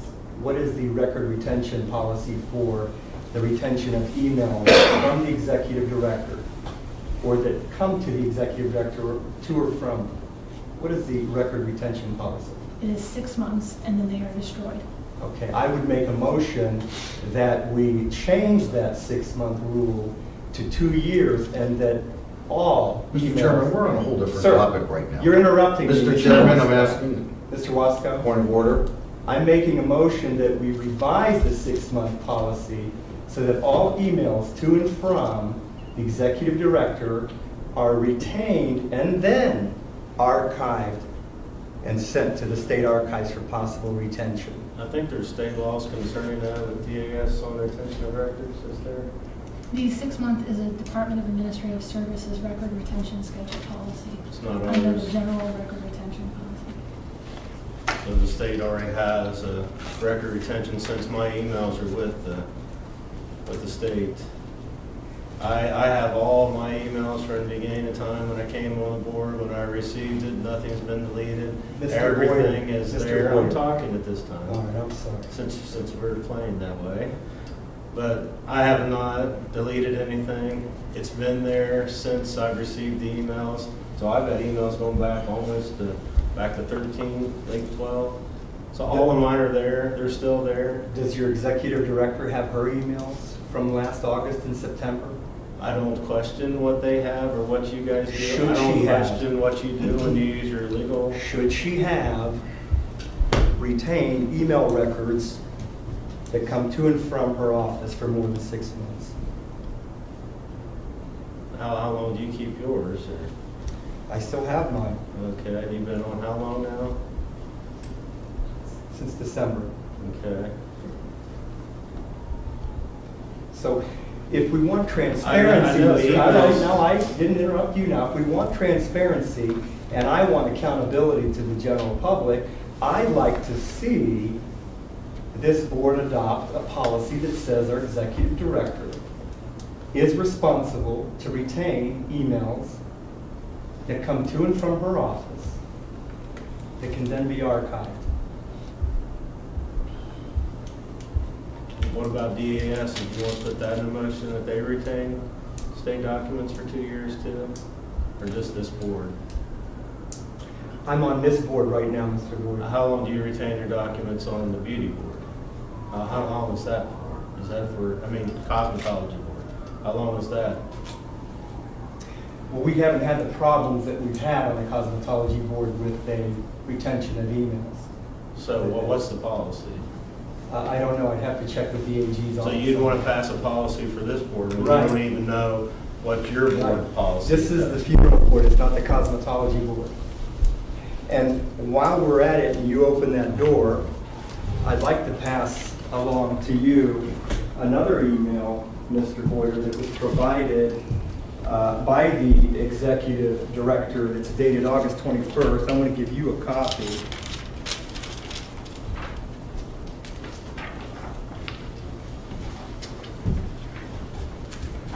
I think we've seen that in the public record request. How many members of the media are here?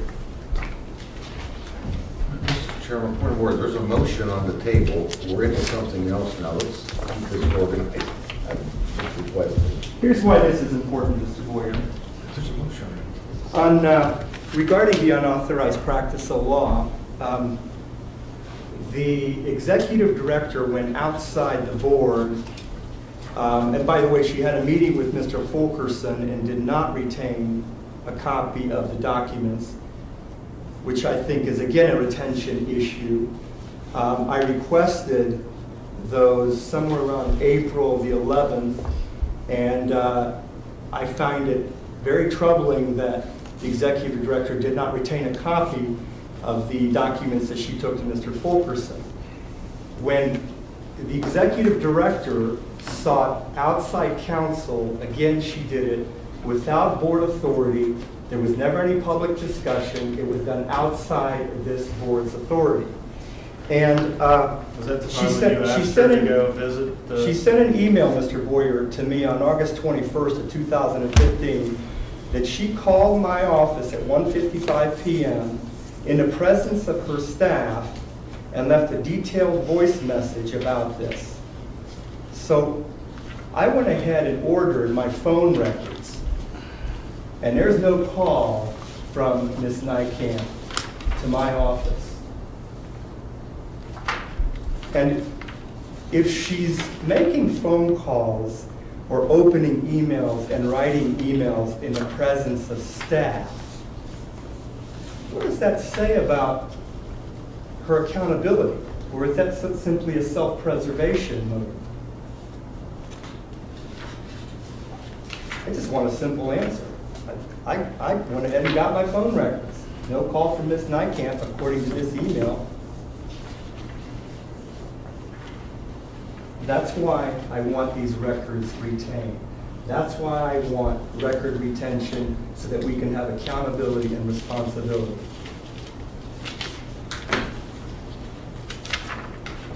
Was that public discussion on the motion that we had on the floor? That's all my discussion, Mr. Chairman. Normally discussion is kept to the motion, so I'm confused what the motion is now.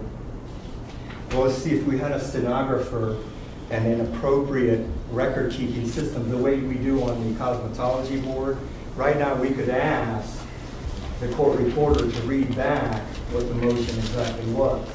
Instead, we have the executive director that's typing up my motions that she may or may not agree with. I don't see how you can do that with a camera, audio, and video.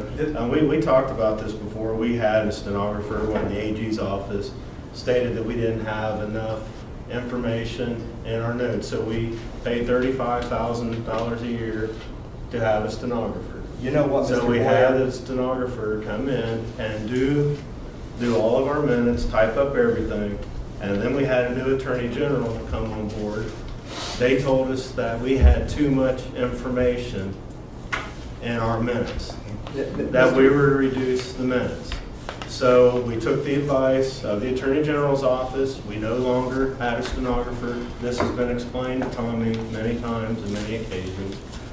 And then we had a new AG's office come in, and they told us that we didn't have enough in our minutes, that the AG's office said they wanted more fluffiness in our minutes of the meeting. And at the time, I believe in the fluffiness, did we have the camera at the time, or were we in the process of purchasing that? But since then, we have purchased the camera, and it actually shows everything that's going on in here, everything that's being said, and everything that's been stated in the meeting. And I know Tommy always stated that when their minutes from the cosmetology board, when it didn't reflect the proper information, what they went back to, they didn't have the stenographer read it back. He explained to me that he went to the audio recordings and they played back the audio recordings to see if it reflected in their minutes what they had stated. They do not have a stenographer, they have an audio. So when we went with board docs, we knew when we were going paperless that we could actually go with board docs. One of the features with board docs was to be able to put a camera in the room and also have audio. When our meetings are over, they're posted online a day later, so anybody can watch the video, they can listen to it, and they can hear exactly what's being stated and what's being said in our meetings. It's pretty difficult. We had the stenographer, we did it. We were told too much information. We didn't use the stenographer, so this is where we are today. Well, let me again restate my motion, which was seconded by Mr. Marchbanks. I want a motion that there be a retention policy put in place for accountability, that records are retained, all emails are retained to and from the executive director's office. All records are retained on the hard drive. Emails too, sir. That's, I'm just saying, All I'm not going to records. supersede DAS, so if we need to talk to, bye-bye, thank you. So we cannot supersede what the state does, so. I'm not sure if that's correct, and I'd be happy to look into that for you, but I won't be giving an answer on that now. Okay. Well, Mr. Boyer, again, I made a motion, it was seconded. I think that you've rambled enough for quite some time. We don't have an audio to play it back so you can hear yourself. No, we can stop the camera and go back through everything if you'd like to. That's all right, I think I've heard it. No, I think we could do that. I think we've heard it quite a bit from you yourself. Thank you. Are we on discussion now? Yeah, we're on discussion. I have no problem with the records retention policy being longer. I agree, you know, I want everything to be as clear and concise and transparent as possible. What I don't want to do is get the board or anyone else in trouble with DAS, or should we table it until we get an answer from the AG's office? We need, we can have a retention policy today that says that the executive director is required to retain all records, including emails coming to and from her. We don't need to have that research, do we? And you don't even know what's on the cosmetology board record retention. And you've been on that board how long? And you don't know the policy? We don't have the problems on that. How long have you board, been on Mr. that Boyer. board?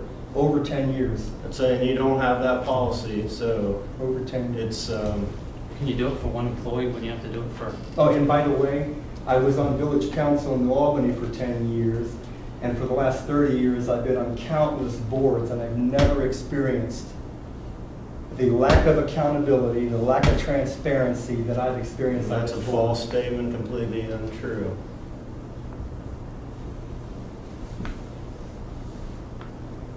I've built airports, I've built approaches, I've put in fuel systems, I've built swimming pools, and you were on council. I've applied for grants, worked with the Department of Transportation, High Department of Transportation. And I have no accountability, that nobody knows what I do, that nobody has access to all the information that I have. Ms. Nijkamp is quoted in the Dispatch newspaper that she falsely And how did they receive that? She I know what I was. falsely accused this board member. I want accountability and I want responsibility. All emails have been turned over, but they were, it's amazing the selective picking of emails that were chosen. And the ones that weren't chosen. It was very selective. So to me, somebody only wanted certain information to be released and not other information to be released. I tried to get you, Mr. Chairman, to release the memo on the unauthorized practice of law here, but you passed. Everybody received a memo from Susan Walker. You passed.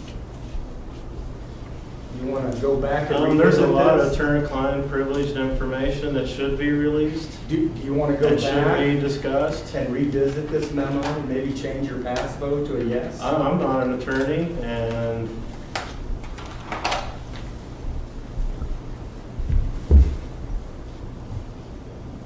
You agree, Mr. Chairman, that the unauthorized practice of law without a license is a first degree misdemeanor? Would you agree that I've you never have? read into that law. I know you stated that you did the same things on the cosmetology board, that you negotiated settlements. Our And it's in the minutes that you stated cosmetology that. has contact with pending cases, but they always rely upon the assistance of their AAG.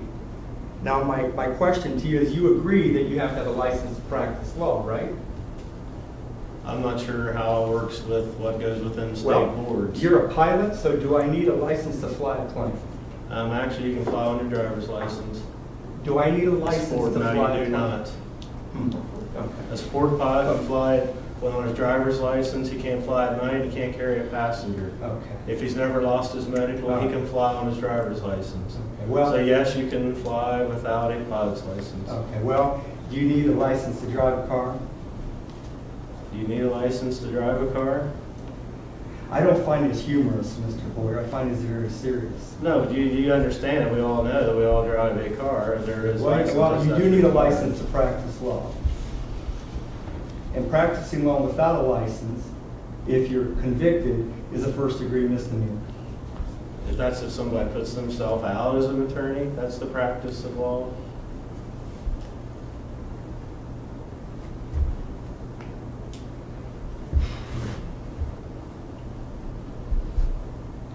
Mr. Chairman, Mr. Tanner, I think there's been the motion in the second. I'd like to have that acted on if possible, then move on to this overall policy under consideration. That's okay. That's fine with me. I don't want somebody sit there saying that I didn't allow them to have the time, that we didn't have this conversation, that we're not transparent. I should have wrapped the gavel a long time ago when he completely got off base. I'm sorry for not wrapping the gavel and stopping that from happening. So if we can get back to the motion. Shall I read the motion again? Read the motion. Motion to have a record retention schedule that requires the executive director to retain emails for 2 years and then forward to state archive. All records, including emails to and from.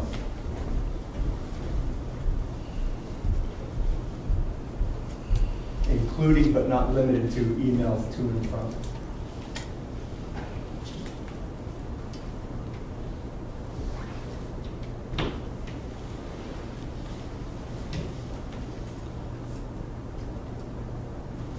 Actually, I don't use my email account. It was just for board docs to get the information, so we knew what was going on in the meeting. But since you have come on the board and all these conversations that you have with individuals from the AG's office, private emails between you and the AG's office, you've been having conversations with people coming before the board, and then having private meetings with those people in the AG's office by phone, I believe. The most recent one that we had a gentleman, Mr. Henderson, who came before this board, and we had filed an injunction against him for having funerals and funeral services, and we did a cease and desist order. And he wasn't a licensed funeral director. He wasn't a licensed embalmer. He was practicing funeral service and embalming, so we did a cease and desist order.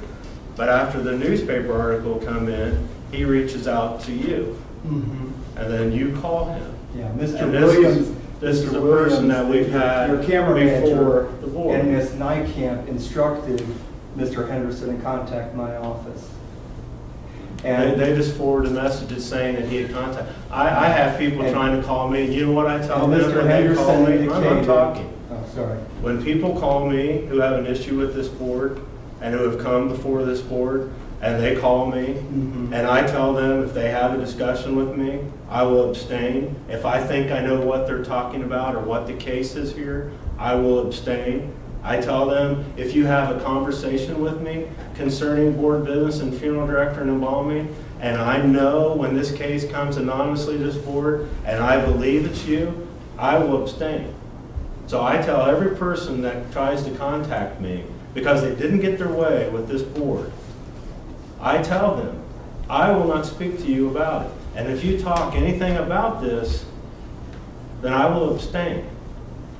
Or pass. which we found that that was perfectly proper to do. That you bring that up again. And that's not the only time you've brought it up.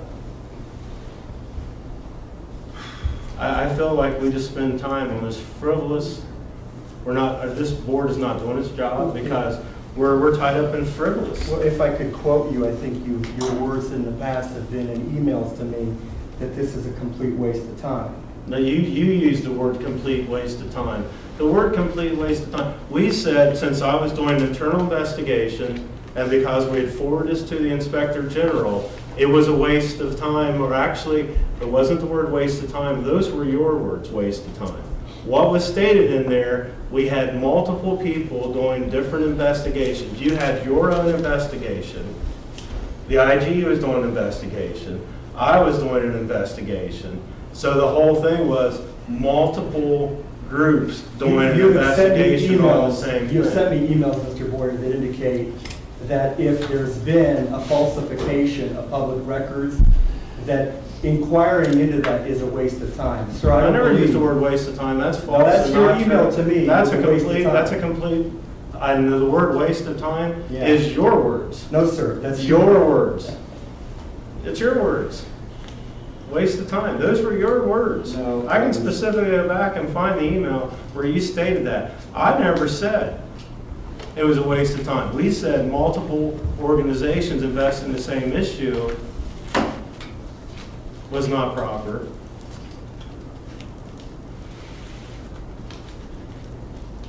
And from our investigation that we looked at from the staff and from our emails, nothing was altered from our end.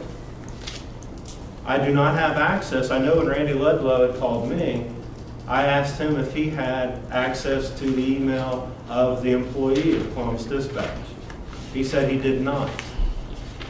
So the email had going through different people, and we don't have each and every step of the email. And I was also told that none of the context of the emails were changed, that the context was the same. It was not changed. It's not a public document, it's an email. And the context of the email was never changed or never altered. Are you filibustering this board meeting, Mr.? No, I'm not. You went beyond where we should have been. I want a retention policy that includes Well, accountability. the DAS says 6 months, and I'm sticking to 6 months, but all my email records... You have a motion and a Well second, said. and May I have one point of clarification on the motion? When forwarding documents to the state archive, we need to indicate how long they're retained at the archive. So those are hard documents then printed out and retained in the retention boxes, and at some point they're to be destroyed. We do incur a cost in retaining those documents. So just to clarify the motion, we have that I would retain it for 2 years and then send to state archive, but there's no retention schedule for state archive before they are destroyed.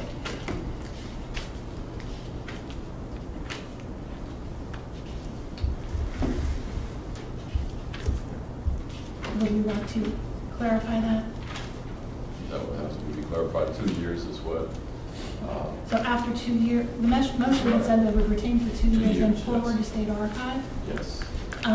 But state archive means a time period for how long they retain it before it is destroyed. So, Mr. Chairman, Executive Director Lucia, so are you asking for us, or should we ask the state archives how long do they retain, or do we have to direct them? Yes, in a record retention schedule, when you send something to state archive, then there is a specified period of time that is retained in hard copy in that archive before it is then destroyed. So that is the time period. We've got 2 years in the motion, and then it says then forwarded to the state archive. But what is missing in that motion is how long will the state archive retain those documents? I don't have an answer to that. I would refer to whatever the practice is among other state agencies and boards. That's why I asked that question. And Mr. Boyer, in your email dated October the 5th, 2015 at 4:38 p.m. That's October the 5th in 2015, 4:38 p.m. You quote, "I will not stand idly by while you waste taxpayer dollars on a wild goose chase." I read the full email. Start from the beginning and read from the beginning. With regards to your question pertaining to our last email correspondence and whether or not said email was authored by myself, I can assure you that I did in fact write that email. You accuse me of having other people write my Furthermore, emails. this line of questioning is a waste of the funeral director in Embalmers' time. I don't think it's a waste of time, Mr. Boyer. I was doing an investigation, and your email I was have forwarded to the completely Attorney General's contradicted. office, and then you kept doing I a have continuing completely contradicted what investigation. you've been saying for the half an hour. No, That that's you not never true. said that this was a waste of time, and I've got you on an email right there. We said for multiple people to be investigating. You were on your own personal investigation as an individual of this board, doing investigations, talking with the Attorney General's office, getting correspondence from the Attorney General's office. Nobody else was If you privy want to to any waive of that. the privilege, then waive the privilege and let that memo in about the Well, if we're unauthorized. going to waive practice some of privilege, law. we're going to waive a lot of privileged information. Fine. Because a lot of the documents that got waived is Are you were ever going to talking. vote on my motion, Mr. Boyer? Yeah, we can vote on it. You went back to that email and started talking I about it. just wanted to contradict you again. That's not true, because I said there were multiple investigations going on. And there was tax dollars being wasted by multiple investigations. What you're doing is shameful. What I'm doing is What you're shameful. doing is completely out of line. This is Completely not out the of way a line. chairman of a board should conduct business. Are you going to conclude a vote today? Yeah, we're going to conclude a vote. You keep talking. You're the one who got off base, and the camera will show that. Roll call. Mr. Tanev? Yes. Mr. Boyer? No. Mr. Wasco? No. Mr. Marchbanks? Yes. And Mr. Chandler? I'm going to abstain. And the reason being is I want to give the AG opportunity to find out that we can legally do this. I don't want to go about DAS. I'll be happy to bring it back up. I think it should be tabled, give her an opportunity to do what she's being paid to do, bring it back in front of the board, and I'll be happy to vote on it. I have no problem. If we're allowed to do it, I think it's great to have transparency. I'll make a motion to table it for that. The motion already failed. If you wanted to make a second motion to bring it up again and table it, you could do that. That first motion has failed, but then you could do that. Mr. Chairman, I'd like to make a motion to table 7.01, conducting board business, to give the members a chance to look at that and give some thoughts to it and bring it up at next month's meeting.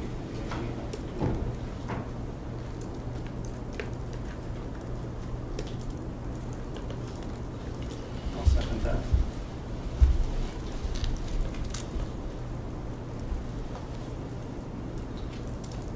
Any discussion? Roll call. Mr. Wasco? Yes. Mr. Chandler? Yes. Mr. Marchbanks? Yes. Mr. Tanev? Yes. And Mr. Boyer? Yes. Motion passes. We do agree on some things.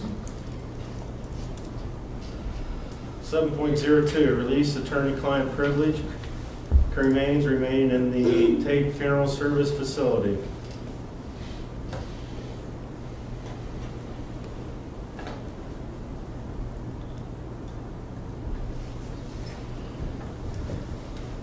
Do I need to explain this? Or?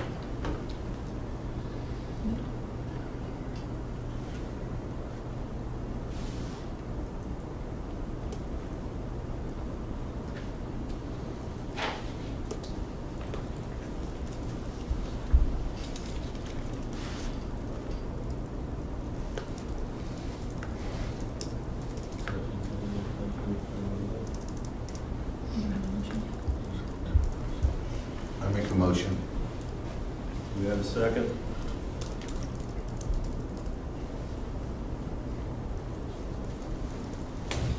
I second that motion. Discussion?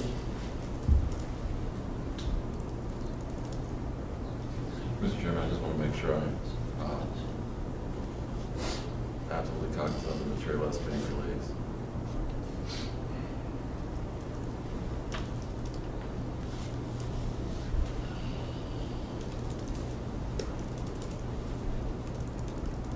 Right. Okay, thanks. Ms. Limber, do you have an opinion on whether or not this document should be released?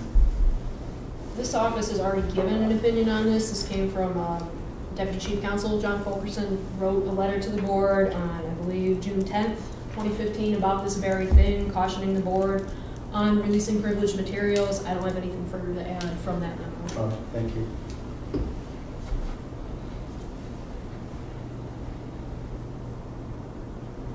Mr. Chairman. Yes. Question of AG. You said you didn't have anything further to add, so you support the previous AG's recommendation. Correct. I support recommendation of my section chief and deputy chief counsel regarding a waiver of attorney-client Which privilege. was not to waive. That cautioning about the ability to waive and whether it should be waived. Oh, okay. Mr. Chairman, that's the caution I get all the time from the AG's office on all of that. So I know that there have been motions made and we've had members say yes to releasing, and we had members that said no, and then it's been vice versa. But the advice always from the AG's office is not to do that.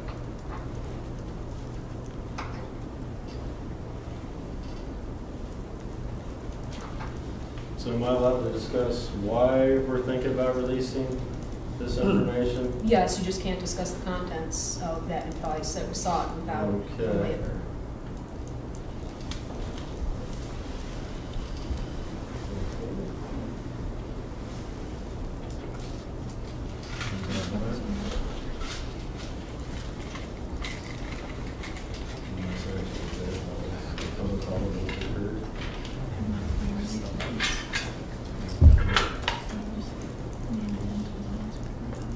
Okay, roll call. Mr. Wasco?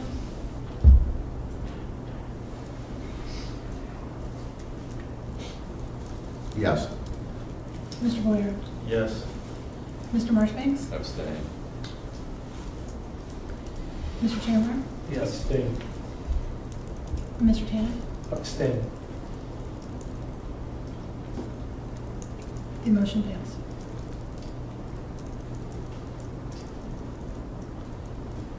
Okay, we'll move on to 8.01, inspections completed by Seahawks.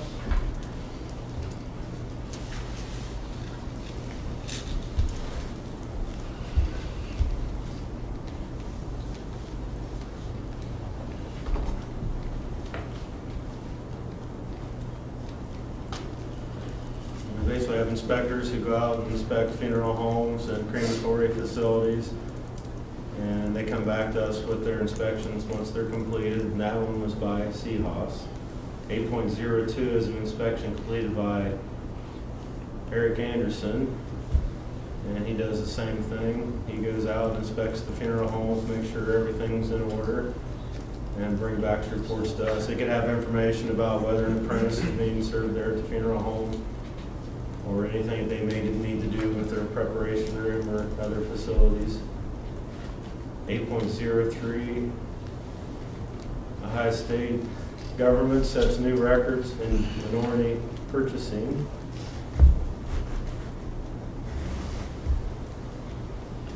Mr. Chairman, I just want to compliment the Vanessa and her staff on reaching 32.63% of the requirement. State average was 18.42 of the MBE requirement, and I thought that was great. We thank you. Thank you, Vanessa. And moving on to 8.04, our workforce planning. It's going to be fiscal year of 2016.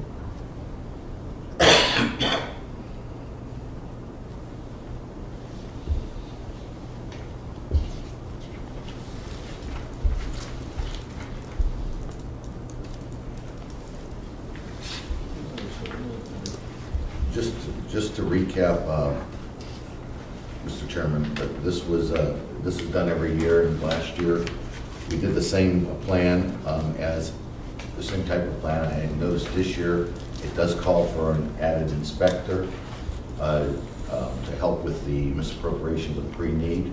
But based on Mr. Taneff's meeting last year with the governor's office, who told him we will not have resources for that, I'm not sure how far that plan will go. If that's still their position up there. So if you hear anything, Mr. Taneff, let us know. Because last time they told us that there would be no resources for an additional inspector that you relate to the board. I don't think that's accurate, but thank you for speaking for me.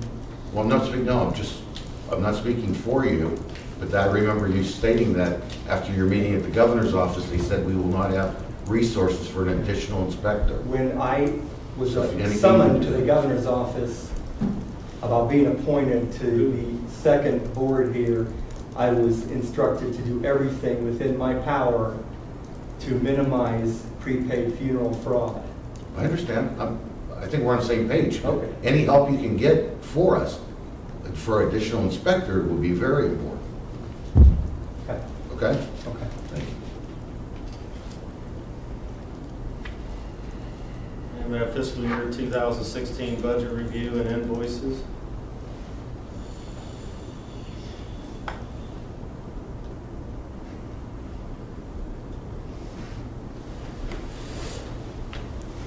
It just shows the expenditures that our office goes through for the year, in the past years. I think we have records going back to 08 concerning that.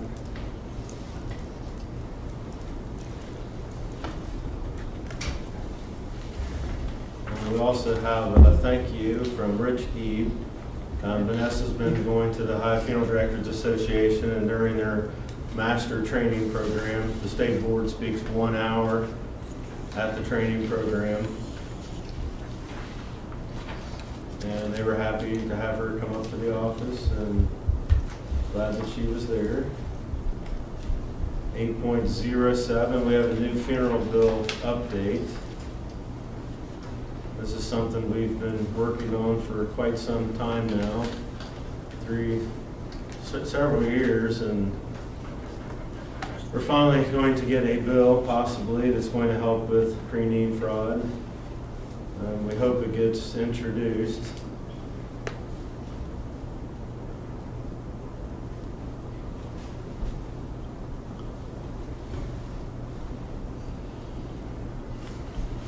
Mr. Chairman? Yes. Just for some of the board members, one of the facets in this bill that I think will help this pre-need misappropriation is presently the funeral industry is allowed to accept pre-need monies and place it into their general account.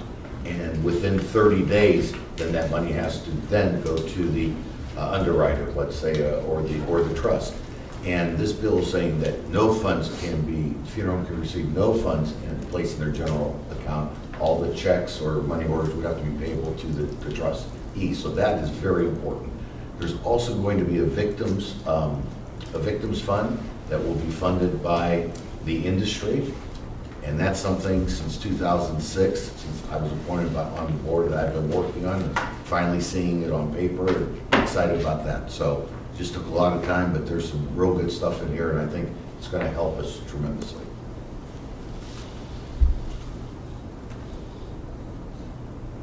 Any more discussion? Yes. In regards to that bill, Mr. Wasco, any executive director, you can't weigh in here.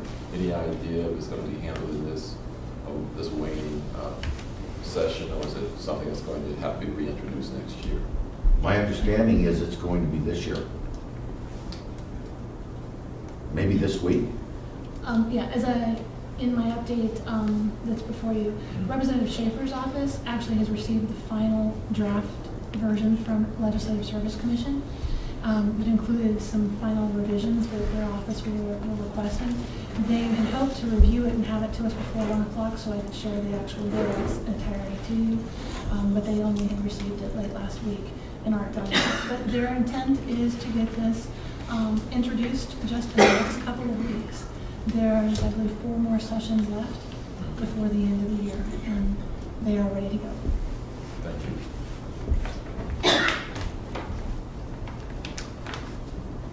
Any more discussion? Okay, we're going to agenda item request from Thomas Taniff, 9.01, document Thomas Taniff received from Greg Zamborski, and I think Greg Zamborski is with us today.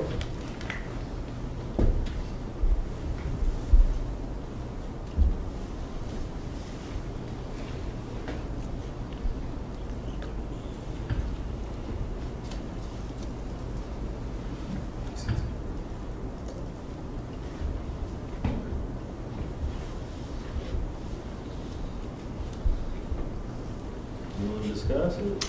It's still loading. Oh, okay.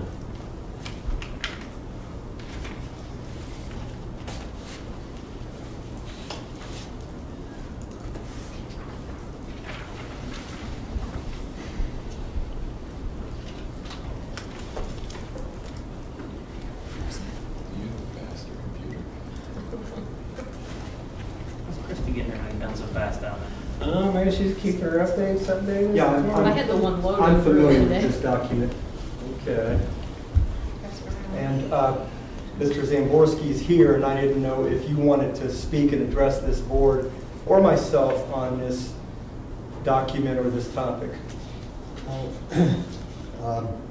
When I appeared at the May board meeting this year and expressed my concerns to Mr. Fleming and Ms. Nykamp about my concerns of the unlicensed practice, I was told, why are you looking at me by Mr.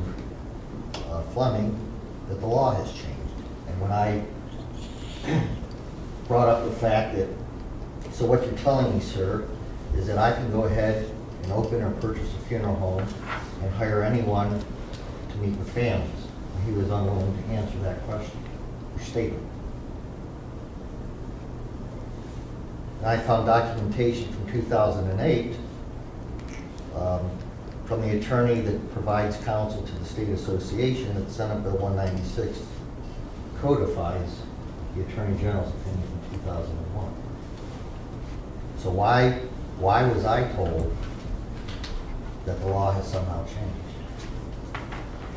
Mr. Zamborski, did you also attempt to gain an audience with you and Ms. Nykamp regarding this issue?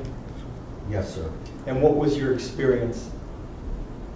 I was sent an email, what could we accomplish in a 1-hour meeting? So essentially, Ms. Nykamp refused to meet with you regarding this issue? Yes, sir.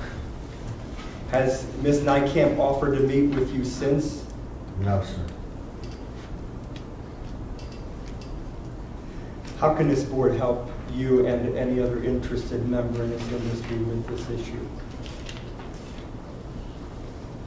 I think I can. Based on the analysis of House Bill 196, and I read, it allows insurance agents to sell, solicit, or negotiate the sale of an insurance policy or annuity to be used to fund a pre-need funeral contract, as long as the agent does not offer advice or make recommendation about funeral service, or discuss the advantages or disadvantages of funeral service. This also allows the superintendent of insurance to enforce the pre-need funeral contract law to the extent the law applies to insurance companies and insurance agents. So I think if they do some of the issues they were bringing up, it should probably address it to the superintendent of insurance. And based on this, the Legislative Service Commission analysis of House Bill 196, I think that's the advice I could give them. That's a familiar story. That is a familiar story. It's like the donkey chasing its tail. I just did some research on this, and this is what I came up with. So what you're telling me, Mr. Wasco, is somebody can open up a human disposition facility next to your funeral home, have absolutely no licensing requirements, and go ahead and have unlicensed people meeting with the consumers. That's what you're What telling I'm doing is I just read the analysis of House Bill 196, And so I think your complaints on your issues should be addressed to the superintendent of insurance. I think you can go further that way. I'm not sure, anything else would be out of our scope. Delegating the responsibility. No, it would be out of our scope. This would be out of our scope and out of our authorization. Mr. Wasco, is the AG's office though currently researching this issue to provide an update? I'm not sure, because every time I ask the AG's office for opinion, we don't get it. We get an opinion when we don't want it. Well, that's so I'm not sure where they're not at. getting an opinion that you may or may not agree with. It's not getting an opinion. It's not true. A blank sheet of paper is a blank sheet of paper. So when you make a living and you receive a paycheck, who's your paycheck come from? My paycheck? My paycheck comes from insurance commissions that I'm. So the money you receive for you doing business, a check's written from an insurance company. Correct. To you or your agency. Correct. May I ask why you ask?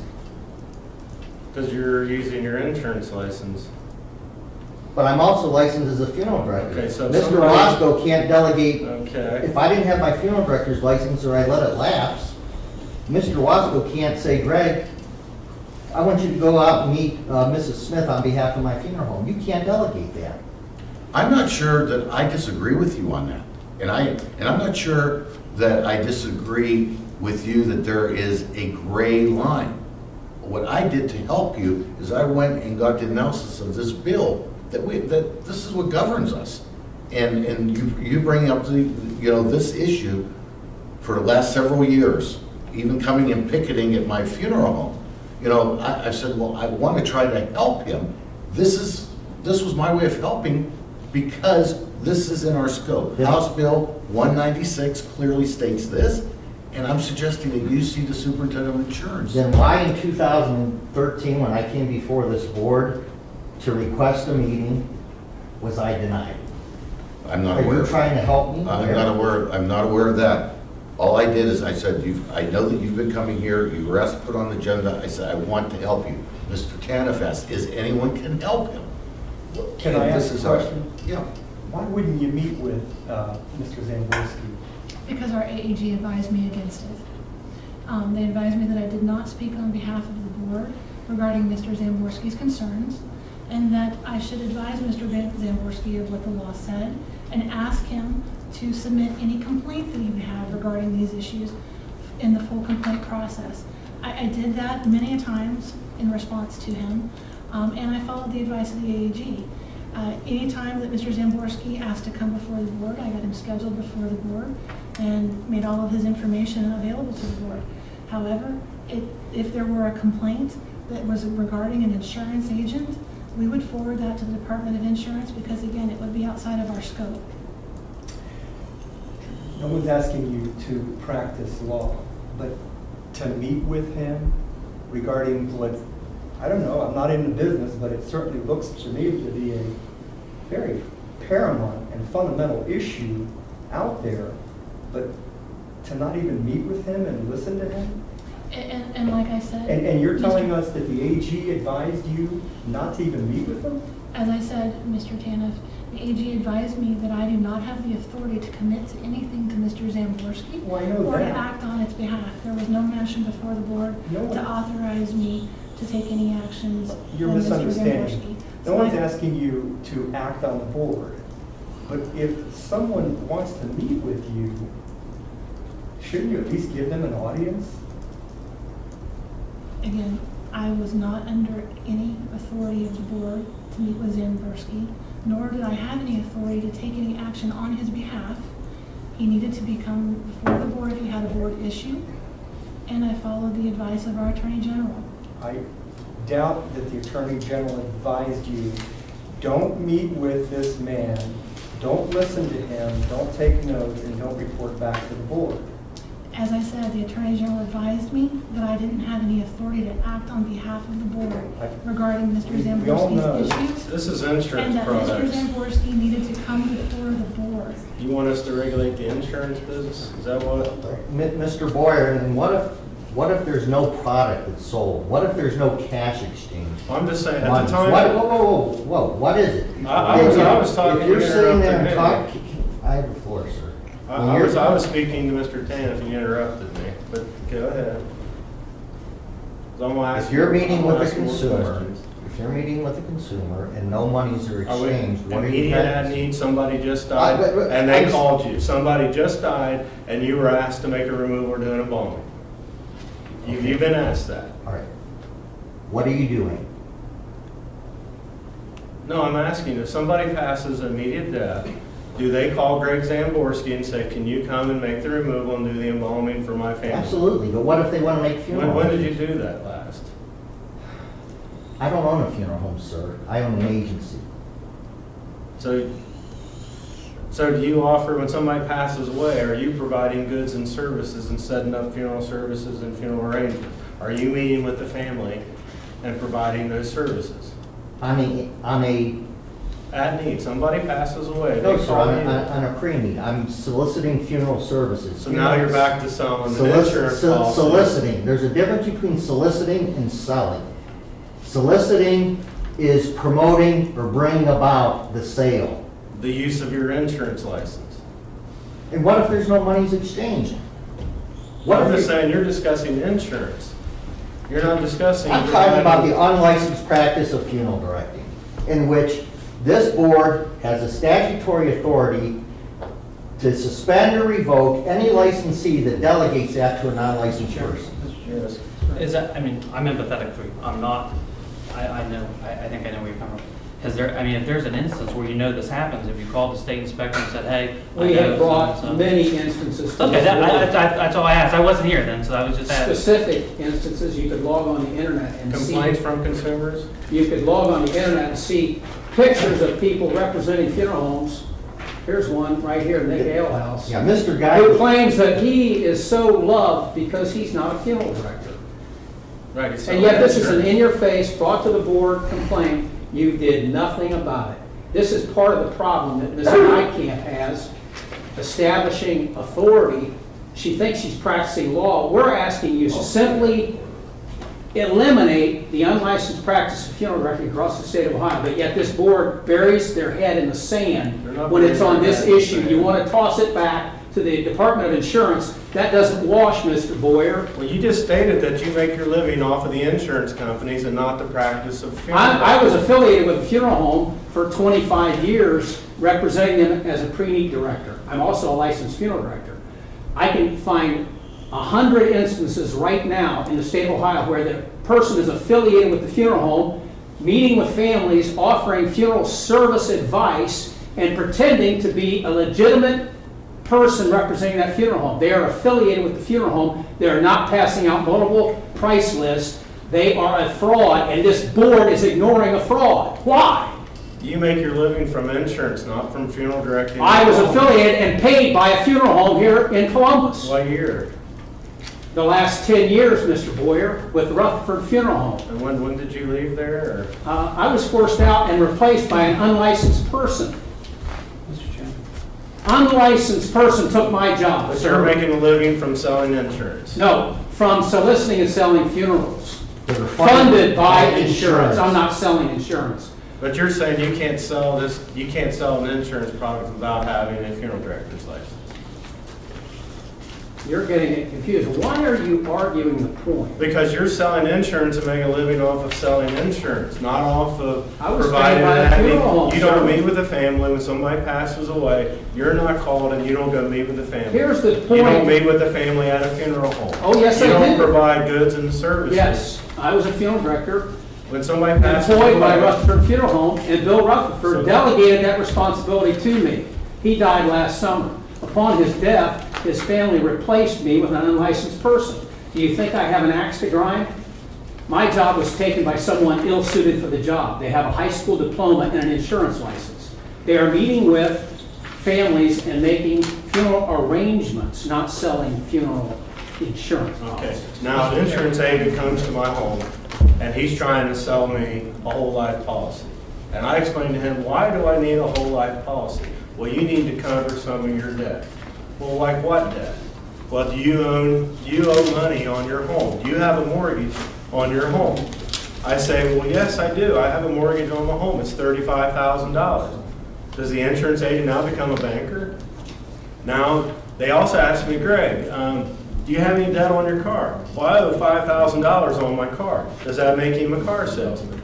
So now he knows that I have $40,000 in debt, and the insurance agent, Greg, I recommend you buy a $50,000 whole life policy. But is he a banker and a car salesman?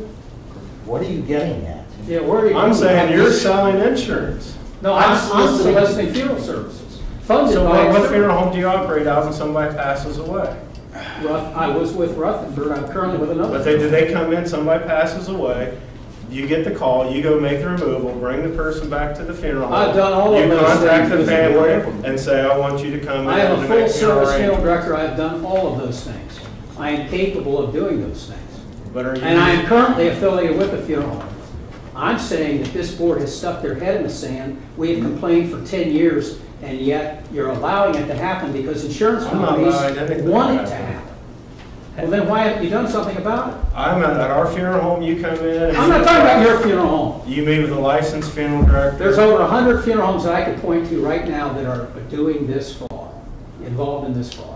And yet you want to put this back on the insurance, Department of Insurance. Has anyone ever spoken to the Department of Insurance to find out if They don't want this. They throw it back on the Board of Embalmers. So you have can't- spoken to someone. Okay. You, Brian, as a licensee, cannot delegate that duty to an unlicensed person. If you had, Mr. Boyer, if you had somebody from your town that didn't have a license, they wouldn't be meeting with at-need families, and they shouldn't be meeting with pre-need families. Now, what if that consumer dies halfway through the arrangement conference? Then what do you call it? Is it Are they at-need? writing a final expense policy, or are they actually writing a guaranteed product? Are they putting it in the OFDA master trust? Are they invested into an insurance policy? You do not want to seem to understand or comprehend the difference between soliciting professional services and funding professional services. I think if you're providing funeral services and goods, you need to be a funeral director. Okay. I think if you're selling an insurance policy, you need to be an insurance agent. What if you're funding it through a bank trust? Then what are you doing? Well, OFDA master trust, that's what goes in there. I'm asking you, what What are you- insurance what are agent you can't doing? sell OFDA master trust, only a funeral director All right, can. what if- And he doesn't have to have a license to do it. It's the same tired argument that this board has made, that it's the hot potato that you throw back to us and say, bring us some complaints. Well, we've done that. Then when you do get the complaint landed there, you don't do anything about it because funeral home owners have been in charge too long in Ohio running this board. And the consumer is the one being hurt because they're being misrepresented. And then people like me who have the proper credentials are being pushed out of our jobs by these agents when a funeral home owner cannot delegate that responsibility to an unlicensed person. So who's being hurt? Licensees are being pushed out of their jobs and consumers are being misrepresented, and yet this board does nothing except talk about doing something. We're not talking about, you don't want to understand that, Greg. You just can't comprehend this. Maybe the scope is too big. So if you didn't have an insurance license, could you sell what you're selling? I can fund it through a bank. But are you going to make a commission on the trust, 100% trust? That's regardless. Are you going to make a living by not having an insurance license? The key is being affiliated with the funeral home. I'm representing Rutherford Funeral Home as a representative and pre-need specialist. I have a funeral director's license. We fund it with insurance, but I'm meeting with and can meet with at-need families. There's no line in the sand. It's pre-need or at-need for a licensed funeral director. So if somebody's 50 years old and you write a $5,000 policy, what's your commission? Well, it's What irrelevant. does that matter? I have the authority to meet with that family and solicit those funeral services. Now, if I'm an agent for Northwestern Mutual Life and I call on your family and they say, hey, we're thinking about maybe setting aside some money for our funerals, the agent might sell them, but he cannot escort them to the funeral home and show them merchandise and sit down and make funeral arrangements, can he? Would he do that in your funeral home? Well, Would some people will never buy off of a funeral director. Some will only buy from their life insurance That's an agent insurance that they've policy. known their whole life. And they'll never buy from me as a funeral director, but they always trust their insurance agent. Mr. Well, while the Chairman. media is here, I want to be clear that funeral home owners need to wake up and smell the coffee, that they are forcing the hand of licensed people like myself to make these complaints, and yet this board does nothing, and in the past 10 years has done nothing but turn away and deny people like us meetings to voice our concerns. I think it's important About because if I was an attorney, I would be mad if someone was practicing law without a license. If I was a doctor, I would be mad if someone was practicing medicine without a license. And there's legal recourse for those things. Why isn't there recourse in this? You might as well eliminate the requirement and let the Wild West show begin, because anybody could do anything in this state in the way that you're setting us up. Mr. Chairman, would it be helpful if we consulted with the AG's office to get an updated memo on this issue? We don't regulate insurance. That's out of our realm. No, I'm It's not the board's authority to even think about regulating insurance. No, I'm not asking. This is the board of the funeral directors and embalmers. It's not the insurance. I'm not asking about regulation. I'm asking for a legal memo. From the private meeting that they had with her. Is that what you're asking? Like a report from the private meeting you had with them? I'm going to clarify here. There is already a request to the AG's office that was done back in May to write a memo on this law and whether it has changed. In the very first meeting, it was only 2 months ago, where I was the attorney representing the board, I was asked, what's the status of this? And I said, it's on my agenda, I'm looking at it. And Mr. Tanev suggested that I go back and review the meeting video from May, which I did, and I did not have enough information to really paint a picture. And I have concerns about some other, the North Carolina Dental Board case, and I want to make sure I give you a thorough memo. I have it half drafted, but I wanted to get the context of everything. So on Mr. Tanev's suggestion, I contacted Mr. Wilson and Mr. Zamborski. I called them, we had a phone conference, I told them, I'm not representing you, I'm representing the board, just tell me what this is about. They told me what it was about, and I had background, and I already got this half drafted, and I'm perfectly happy. So we should wait for that then? That's what Mr. Mayor is saying? It'll be done. Yeah. It'll be done before the next meeting. Okay. That makes sense. But I do want to end by, because I think this is important, what the analysis says. I think this is important, and this is what we have to go by. And I'm just going to say, allows insurance agents to sell, solicit, or negotiate the sale of an insurance policy or annuity that will be used to fund a pre-need funeral contract, as long as the agent does not offer advice or make recommendations about funeral services or discuss the advantages or disadvantages of any funeral service. And I cannot leave the family without offering advice. So it's not possible. I don't think it's a forward document. Can I make one point? I've tried to say as little as possible, but I just feel like I need to make one point. I think this discussion probably proves why I said 1 hour a conversation between just myself and Mr. Zamborski wouldn't be beneficial. Why I asked in the email message that you're referring to for further clarification about what specifics they had and what we could respond to. I numerous times did talk over the phone to Mr. Zamborski, and I have sent to him numerous times our complaint process. I've asked for specific details.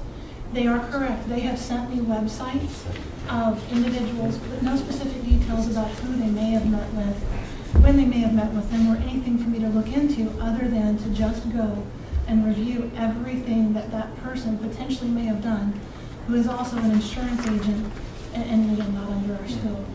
But just to clarify that.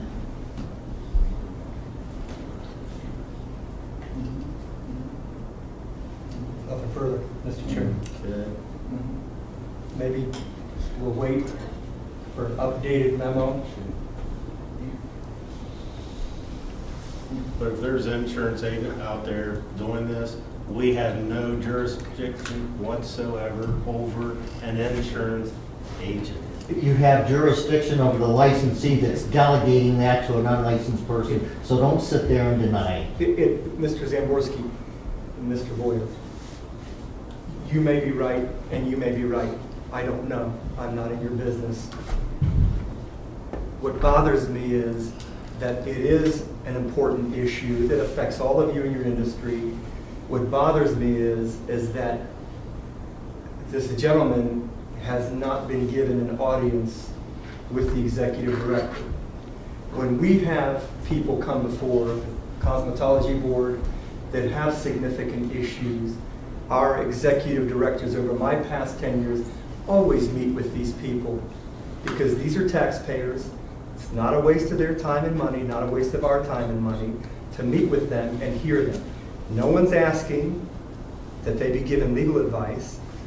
No one is asking that action be taken on behalf of the board without the board's permission.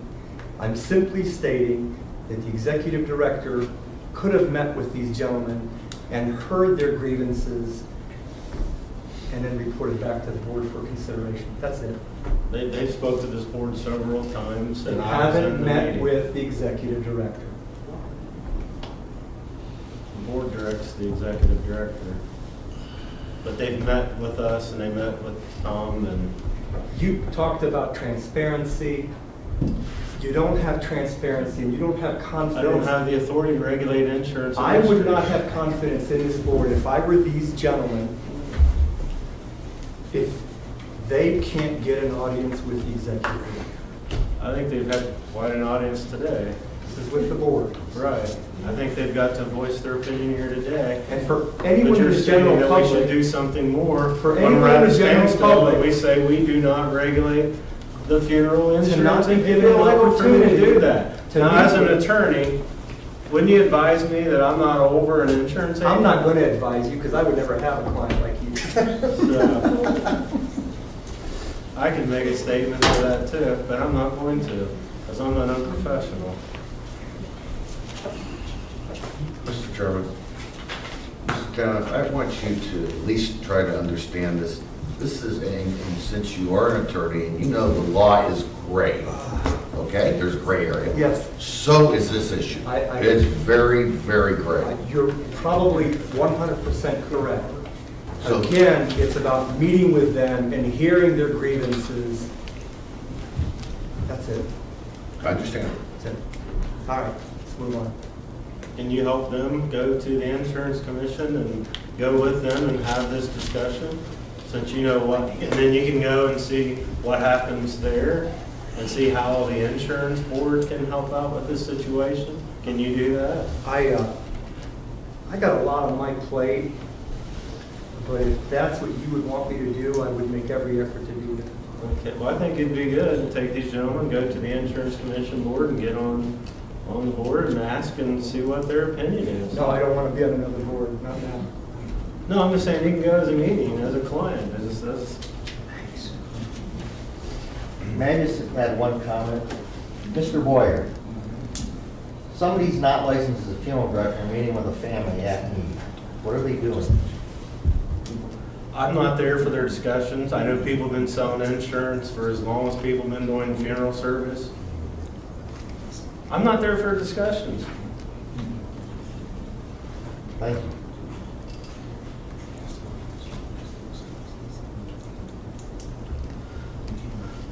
Are we done with this issue, ready to move on? We are, Mr. Chairman. Okay, 9.02, email access by Ms. Nykamp to board members' funeral board email accounts. We're going to have to clarify this. Thank you, Mr. Chairman. Okay. I'm going to share with you the 4 emails that were provided on this topic.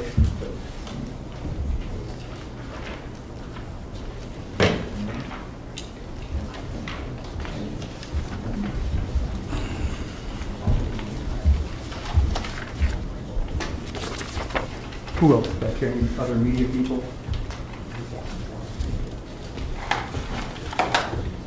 On my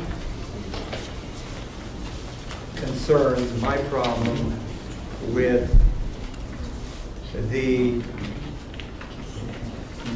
accessibility to the funeral board's members' emails. And I will start with the exchange that started with an email that I received from Ms. Nykamp that says, "We do not have a tech guy. It is my understanding that the state of Ohio has a tech guy that manages the funeral board website. Then there's another email that says from Ms. Nightcamp, I have access to reset the account. If I reset it, then use the password to open the account. I just accessed your account with that information. The third email from Ms. Nightcamp says that I am the tech guy for board doc administrative rules. And finally, your email, Mr. Boyer, that after the PS, about you have no problem with, I'm assuming... Can we clarify how that statement started? I set up a state email account. You like to use my personal business account that all my employees use. I stated to you that I no longer wanted board business being sent to my personal email account at my business that all my employees have access to. I hit reply all, and that was the address that Ms. Luca used in her email. Right, but that's where I was talking about. And Mr. Wasco has his personal email. And when I look back in my 1 foot of files here, there are numerous instances previous to this where personal email accounts have been used by the previous chair and by other members on this board. I don't know my business because my employees have access.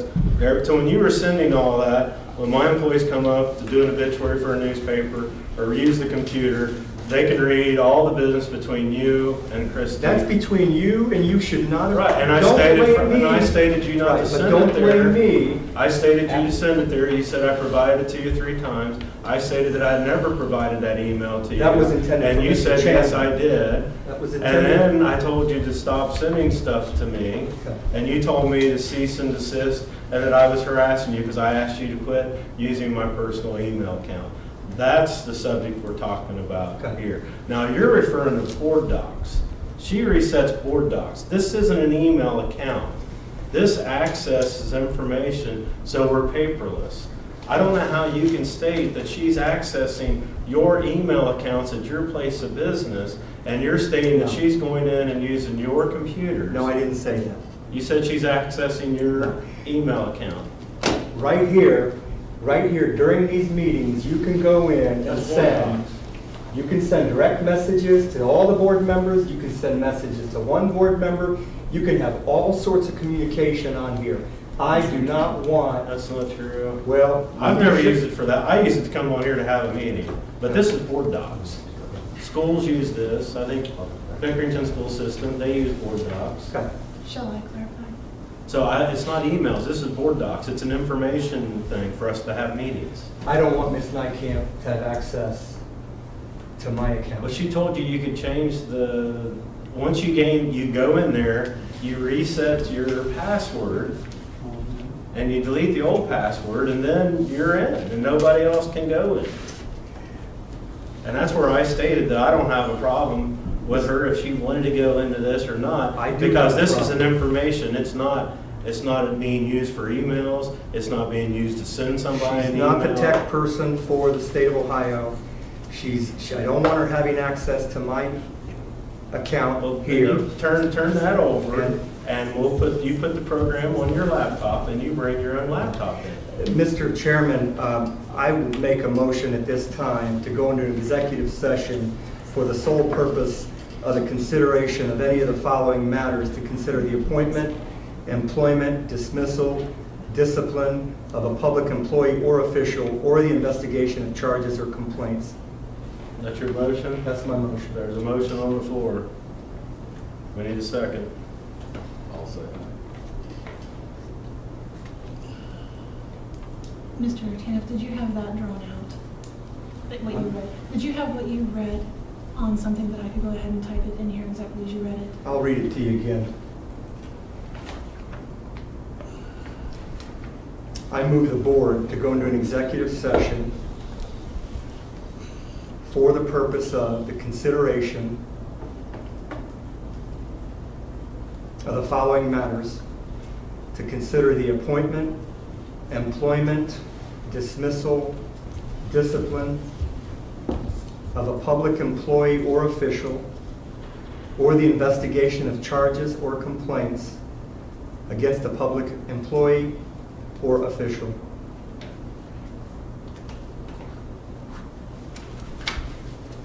Jack was second. I'm just gonna copy it from revised code.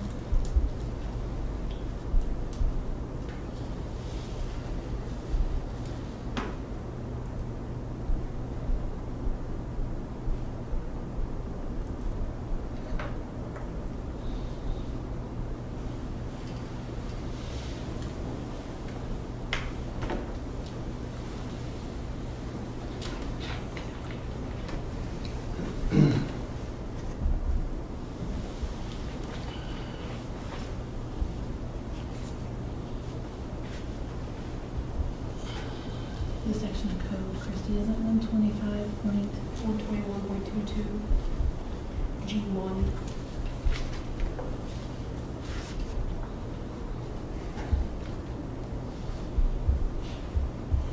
I'm sorry, 122.21. 122? Yes.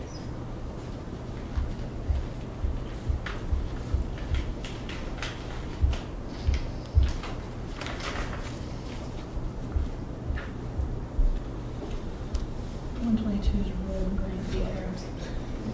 122.22. That's grant eligibility. I think it's 125.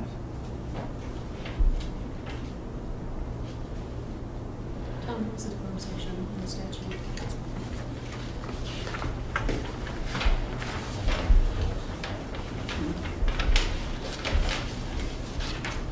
One 121.22 G4. Thank you.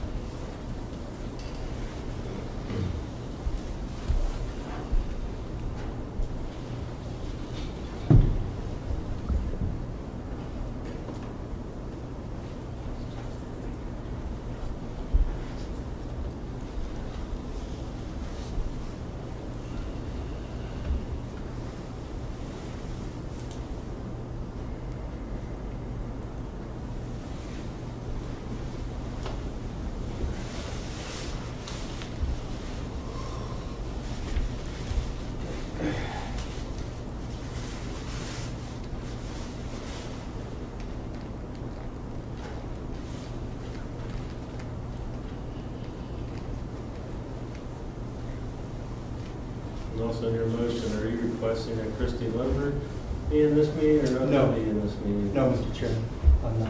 Was there going to be no taking in this meeting? No. I can give you rules for executive session if you'd like that. You have to do a roll call vote, as we're about to do. You can't take votes during the session. You cannot decide anything during the session. Only board president members need to be present. You can choose who you want to bring in, and you have to stick to the topic that is being asked to be brought up.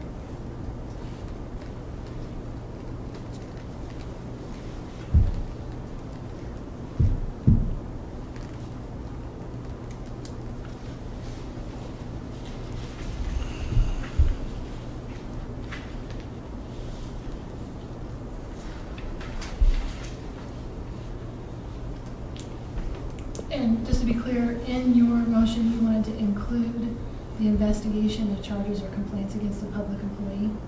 That's what I said. I said to consider the appointment, employment, dismissal, discipline of a public employee or official, or the investigation of charges or complaints against a public employee or official.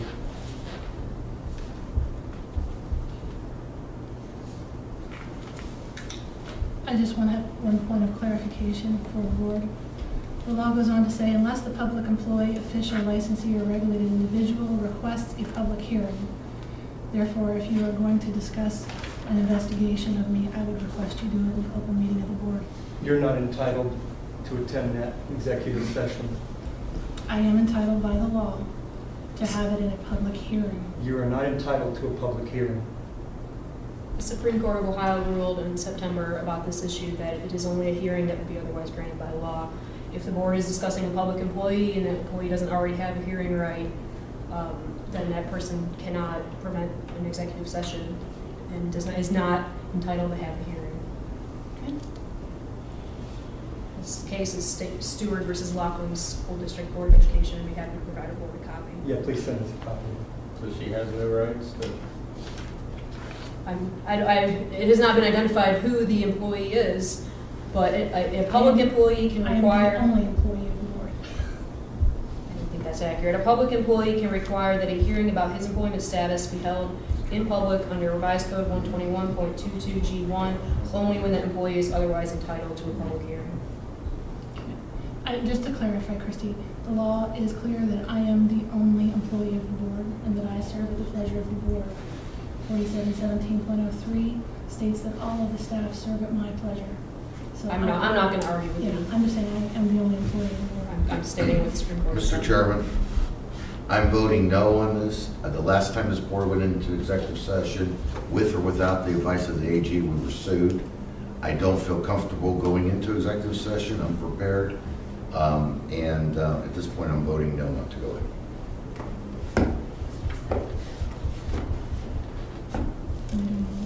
Roll call. Okay. I'll indicate Mr. Wasco voiced his vote as no. Mr. Tanev? Yes. Mr. Marchbanks? Yes. Mr. Chandler? Yes. And Mr. Boyer? No. The motion fails.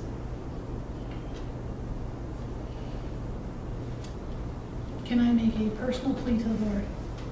Yes, you can. I would love it if you would go into the executive session and finally just have whatever conversation you need to have had so that we can get back to the business of the board. So if that changes your vote, I would put the motion back before you again and ask you, have whatever conversation you need to have. Is anybody willing to allow me to put that back before the board?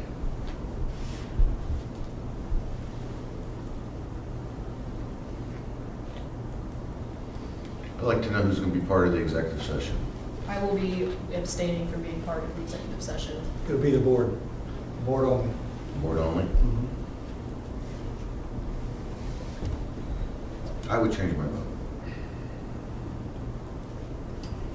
Is there a Then motion? You need to make a motion. I'll make a motion we go into executive. Well, why don't you just make your same motion? Unless you don't want to go in executive session. I'm willing to change my vote. I've never heard of this before. But But I'll make the motion. I'll make the motion. I'm repeating the motion. I'll make the motion to go into executive session pursuant to ORC section 121.22G, except as provided in divisions G8, and I can't see if say that's... that, but you can't copy and paste the statute. I need to take out the 6. That's not what I said though. See, again, you're putting together minutes and you're adding to what I said. We don't have an audio, we don't have a court reporter. That's not what I said. And this is a problem that's been going on since I got on this board. You put words in my mouth that don't come out of my mouth. I But did we not have say an that. audio. I didn't say that. I'm going to repeat myself again. I'm making a motion that we go into executive session pursuant to 121.22G1 for the sole purpose of the consideration of any of the following matters, and that is to consider the appointment, employment, dismissal, discipline of a public employee or official, or the investigation of charges or complaints against a public employee or official. Do I have a second? Yes. Any discussion?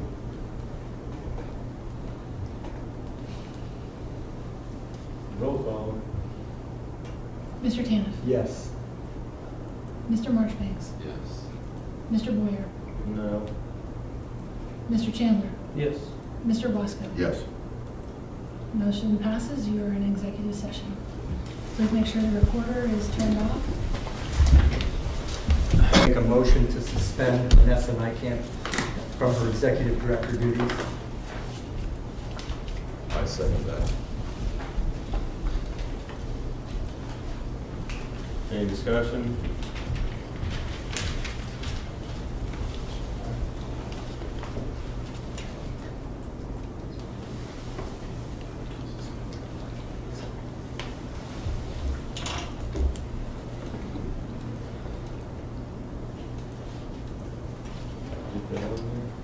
Motion to suspend Vanessa Niekamp from her executive director duties by Thomas Taniff and seconded by Jack Marchbanks. Correct? Got the motion? I think this is down. Any discussion? Roll call? Mr. Marchbanks? Yes. Mr. Chandler? No. Mr. Taniff? Yes. Mr. Boyer? No. Mr. Wasco? No. Motion fails. Mr. Chairman, I make a motion to adjourn. Second? Roll call? Are all those in favor? Aye. Aye.